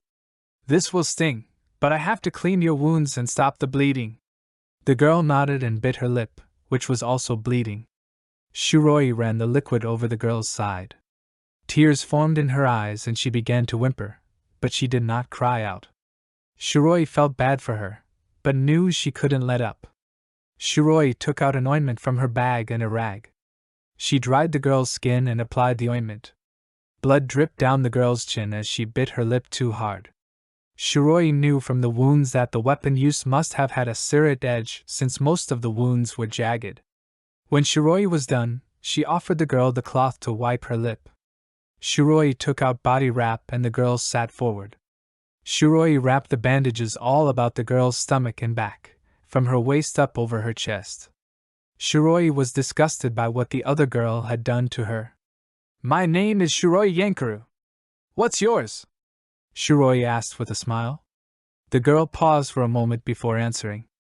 "My name is Akiri Sakurana," Shiroi gasped, her eyes widening. "Sakurana? Do you know Taikuru?" The words fell out of her mouth before they could be stopped. It was the other girl's turn to be surprised.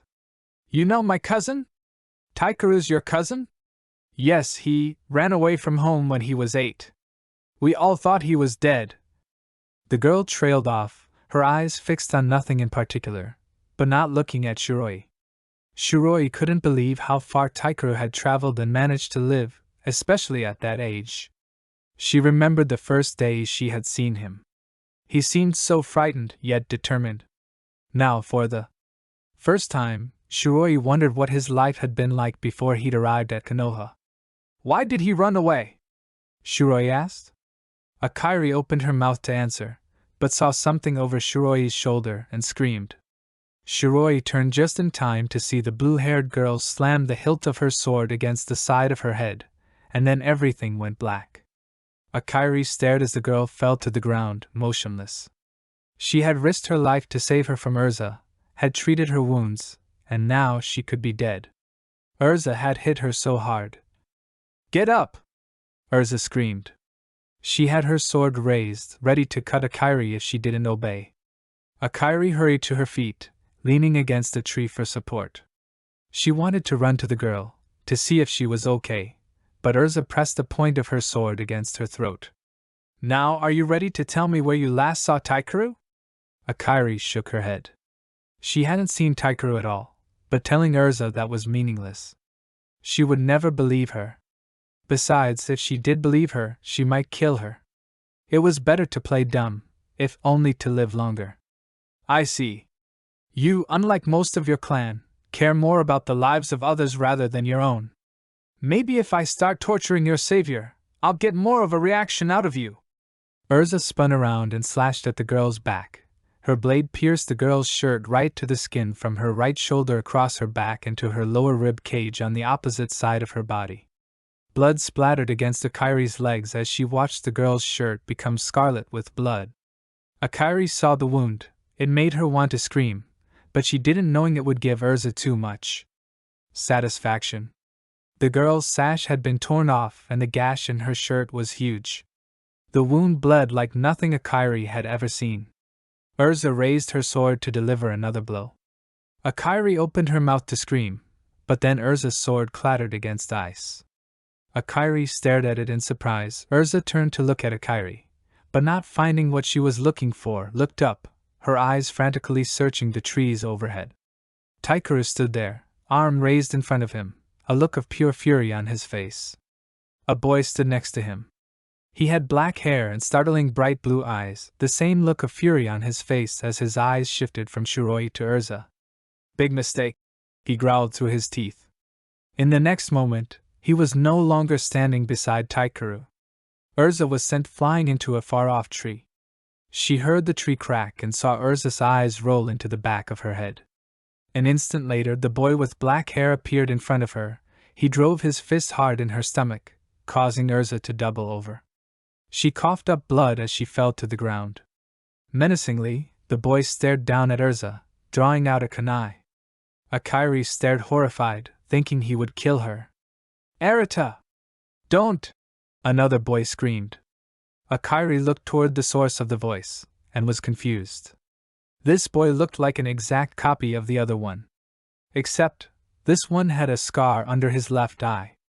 A look of sheer panic was etched onto his face, as he stared at the boy he'd called Arita. At first, Arita seemed to ignore the other boy's plead, readying to strike, but then he put his kunai away and walked over to Shiroi. The other boy jumped down from his tree, followed by a boy with brown hair and dark skin. He carried a very pale blonde-haired girl. Akari noticed the girl had pink tips in her hair, and was struck by how similar they appeared. And then Taikeru stood in front of her. A look of pure terror and concern etched itself onto his face as he looked her over. His fingers gently caressed her cheek where she knew a cut was, and she began to weep like she hadn't wept since she had been told that Taikeru was nowhere to be found, and that he was more than likely dead. She threw herself on him, ignoring the pain that blazed like a fire along her stomach. She hugged him tightly, afraid he would melt away and evaporate if she didn't hold him tightly enough. His arms were around her, hugging her just as fiercely. She never thought the day would come where he would be reunited with him. The relief and happiness she felt was like nothing she had ever experienced before. It's all right, aka. He spoke softly, stroking her hair. You're safe now. Shiroi awoke slowly, trying to clear the fuzziness from her vision. Her head was killing her, and her back blazed with pain, though she didn't know why. She heard Rada's voice murmuring to her, telling her to wake up. His words, however, had the opposite effect on Shiroi. His deep, soft voice made her want to go back to sleep, but the pain would not let her. She opened her eyes to see Rada's face inches from hers, a look of distress on his face. He was holding her hand, which she realized she had a death grip on. She didn't understand why, until a wave of searing pain erupted from her back. She screamed, louder than she ever thought she could scream. Her back was soaking wet, eating at her skin like acid. She was vaguely aware that someone had pressed a piece of cloth against her back, but that only made the pain worse. Her muscles contracted painfully. She tried to crawl away, but someone held her down. A paste was applied onto her back, which dulled the pain, but only somewhat. She was crying and screaming, and yelling gibberish. The pain became too much for her to bear, and she slipped into darkness again. Rada was worried sick for Shiroi. Taikeru and Arata were wrapping her wound now, but Rada kept hearing her screams. It made him furious, and felt so completely useless at the same time. Shiroi had done nothing to deserve such a thing. He looked over to where the blue-haired girl still lay, motionless. Now he regretted telling Arata to stop. "We'll have to move," Taikeru spoke after a while. "All this noise will draw unwanted attention." Arata nodded, and then looked down at Shiroi. "We'll have to be careful with how we handle her." "I'll carry her," Rada said. "On your back so you don't touch her wound," Taikeru said, standing up. Arata and Taikeru carefully placed Shiroi on his back and he stood up. She was so light, Rada thought. He barely noticed she was there.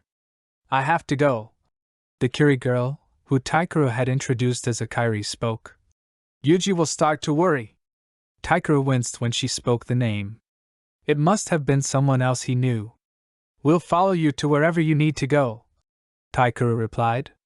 "Then we'll split up. He'll want to talk to you, you know. He'll want to see that his brother is alive." "Brother?" Arata raised a brow. "I have a younger brother," was all Taikeru explained. "Well," Maika said softly, "even though we've known you for years, it seems we don't really know a thing about you, Taikeru." Taikeru gave her a pained look, and lowered his head, his eyes fixing on the ground. Rada felt sorry for Taikeru, even though what Maika had said was exactly what he felt as well. When they reached a Kairi's rendezvous point, only a Kairi made her presence known to her teammates. Taikeru refused to go with her, and a Kairi didn't protest. Shiroi had awoken halfway there, but hadn't said a word. They had deserted the blue-haired girl, whose name was Urza, where Arata had left her on the ground. He didn't understand the point and had wanted to either kill her or tie her up, but Taikeru had objected to both options. Arata was growing incredibly frustrated with him. For one thing, Taikeru had never told him about his past. He had opened himself up to Taikeru, and had even told him about his father. He had trusted Taikeru, something that he didn't do easily, and yet Taikeru hadn't trusted him. Like Maika had said, no one really knew Taikeru at all. The two teams had agreed to stick together for the remainder of the exam, even though Arata had had mixed feelings about doing so. Though it was only for tomorrow, and though he could see the benefits of traveling in a bigger group, Arata didn't want to be around Taikeru. He considered Taikeru a wild card, unsure of where his loyalties lied. Arata couldn't trust Taikeru anymore. The teams made camp in a secluded area. Carefully, Rada laid Shiroi down on her stomach. Arata could see that the Yankuru's healing ointment made the wound look like it was already weeks old. Still, she looked exhausted. Arata made a mental note not to let anyone wake her for watch duty. Maika's ankle had also greatly improved. It was much more difficult for the Yankuru's ointment to heal bone. Still, it didn't seem to be much of an issue anymore, now that Maika could put her weight on her ankle. She had begun moving on her own, soon after leaving Akairi. It made Arata suspect the bone was not the real issue to begin with. Mikoto had navigated them through the forest. He could easily spot his clan's traps, even in the dark. This made Arata furious. How could they have let the Higura clan go into the forest and set traps? It was giving one of their own an unfair advantage. And Maika's cheerfulness was about to make Arata go off and find a squad to beat up, if only to feel better. Arata admitted to himself that it wasn't just Taikeru who made him want to leave. Makoto and Maika fell asleep as soon as they made camp, followed shortly by Shiroi. Reita looked up at Arata. "You sleep, Reita. I'll take first watch," Arata told his brother. "I'll join you," Taikeru offered quietly. Arata didn't know how he felt about his offer, but nodded. Maybe once everyone was asleep he could kick the shit out of Taikeru. That might make him feel better, if only slightly. Simultaneously, the two jumped into a nearby tree and sat down, facing opposite directions. Neither of them spoke. Arata was thinking how he could inflict the most pain with the least amount of damage on him when Taikeru spoke. "I was going to tell you. I just didn't know how. Or when." Arata snorted and continued with his thoughts. "You're not going to talk to me now? Treat me like you treat strangers? You are a stranger," Arata retorted, more harshly than he had wanted to. Arata could feel Taikeru wince. "I'm still the same guy I was before we entered this forest. So, a distant prick who can't be bothered with his old friends anymore? Still feels the same, except maybe I have no trust for you anymore."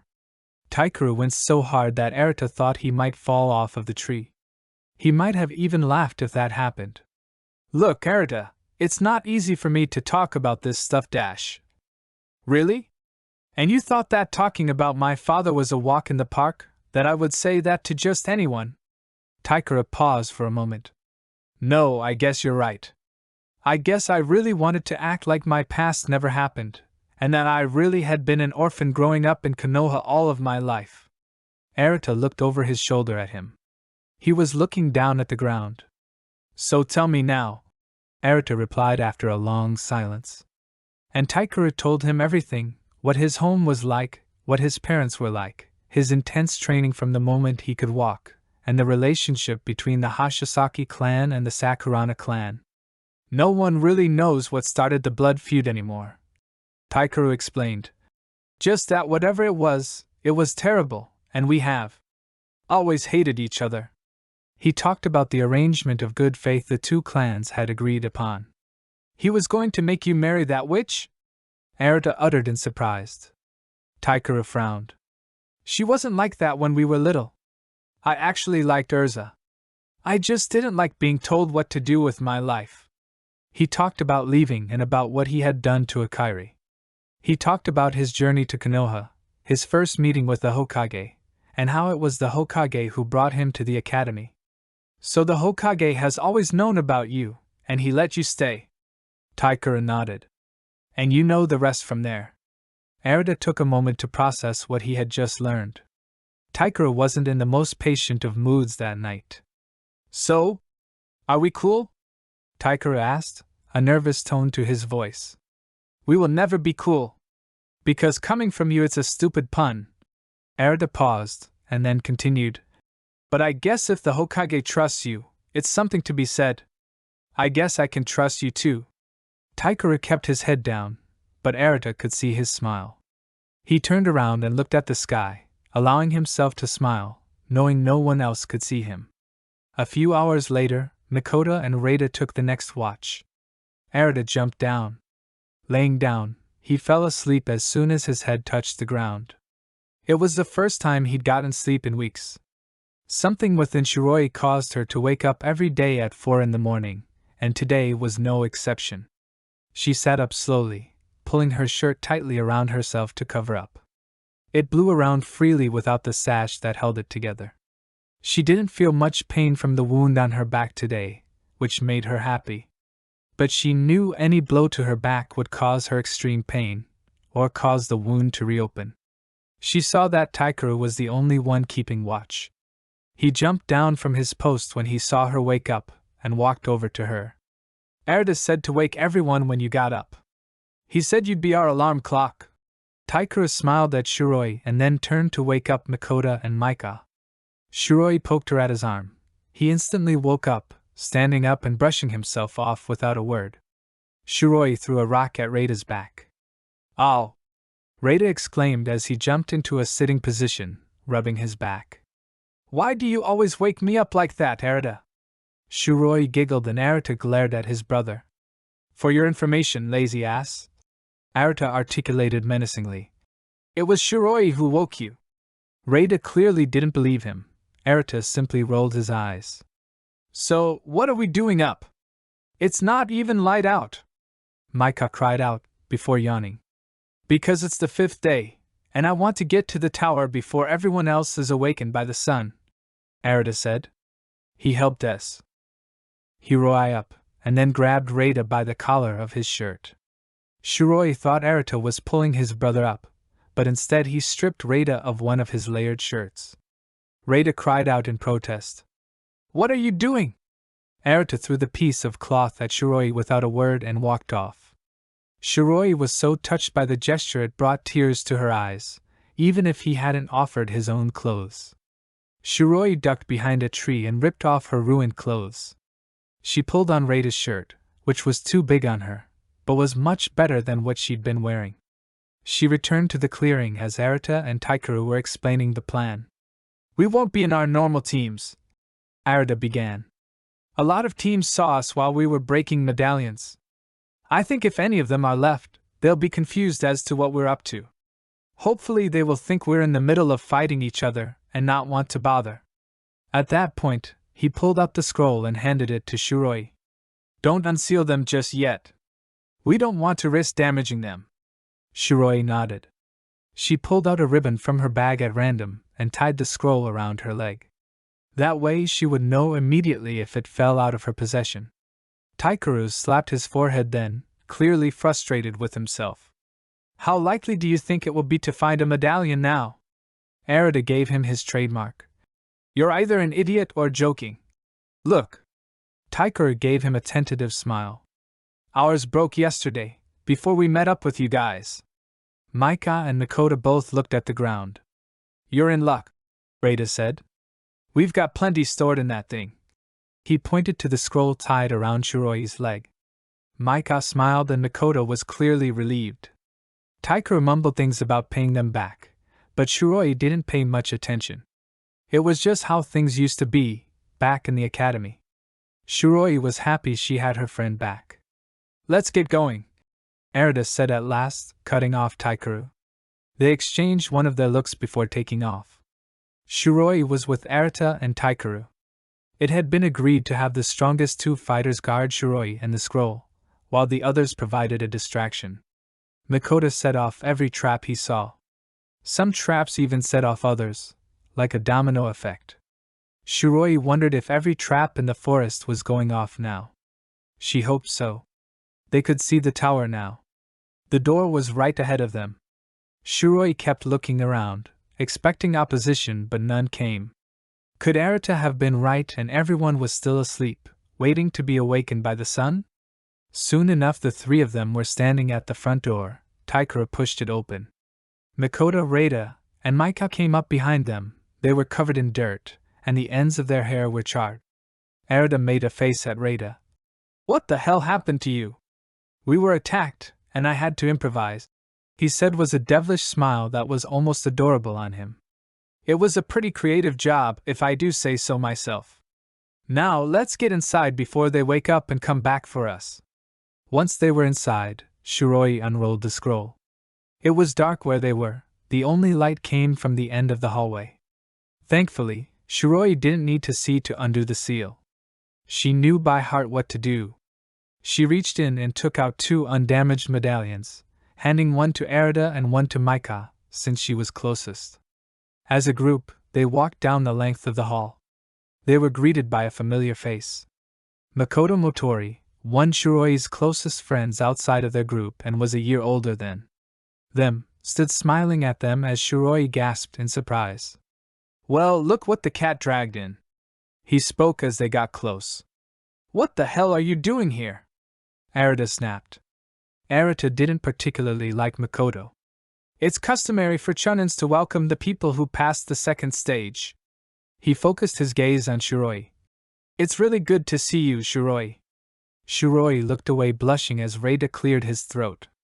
He inspected their medallions and allowed them to go enter the next room with a smile and a word of congratulations. Arata glared at him as they passed. They weren't the first to arrive. In fact, there were already 3 other squads there. To Shiroi's dismay, she saw Junko, with her team, her back pressed against the north-facing wall. She also saw the girl named Urza with her team. She gave Arata a look of pure hatred. Arata easily ignored her existence. It was the other team present that had stopped Taikeru dead in his tracks, a look of horror on his face. Taikeru? Exclaimed a young boy's voice. The boy himself stared at Taikeru as if he was a ghost. Shiroi knew it had to be his brother. They were nearly identical, except for his eyes, which were brighter, and his hair, which was slightly darker. After a while, Taikeru nodded slowly as Yuji approached. Shiroi wasn't sure what she expected, but it was definitely not what happened next. Yuji came over, his arms raised. Shiroi thought he was going to hug Taikeru, until he pulled back his arm, his hand clenching into a fist, and hit Taikeru square in the jaw. He stumbled backwards and... She heard Akairi call out Yuji's name. The boy ignored her, pulling back his fist for another blow. That's when the proctor Shiroi had met 5 days before appeared and grabbed the boy's wrist. "No fighting," she growled. "You'll have plenty of time for that later." Yuji gave Taikeru a look of pure hatred. "You're dead to me, Taikeru! Do you have any idea what you've done, what you've caused, what you did to our family? We were better off thinking you were dead." He spit in Taikeru's face as he was pulled away by the proctor. Shiroi couldn't help but notice Urza. She was closely watching Yuji, a look of pure delight on her face. It chilled Shiroi to the bone. Taikeru stood there in complete shock. Shiroi couldn't help but feel sorry for him. "Well, let's look on the bright side," Arata said. "At least he didn't kill you on the spot." Everyone, horrified that Arata was trying to think positively, simply stared at him. "Was it something I said?" he finally asked. The teams waited until noon, and were then told to line up. Only one other squad had come in, and that was the squad with Suzu Kushito. She was in rough shape, but looked much better than her teammates did. The 6 teams waited to hear what was in store for them as the proctor moved to stand in front of them, looking them over. "Since we weren't expecting so many of you to pass this stage of the exam," she trailed off. Shiroi's head snapped up, a feeling of pure dread filling her core. "We're going to have to host a preliminary team-on-team fights."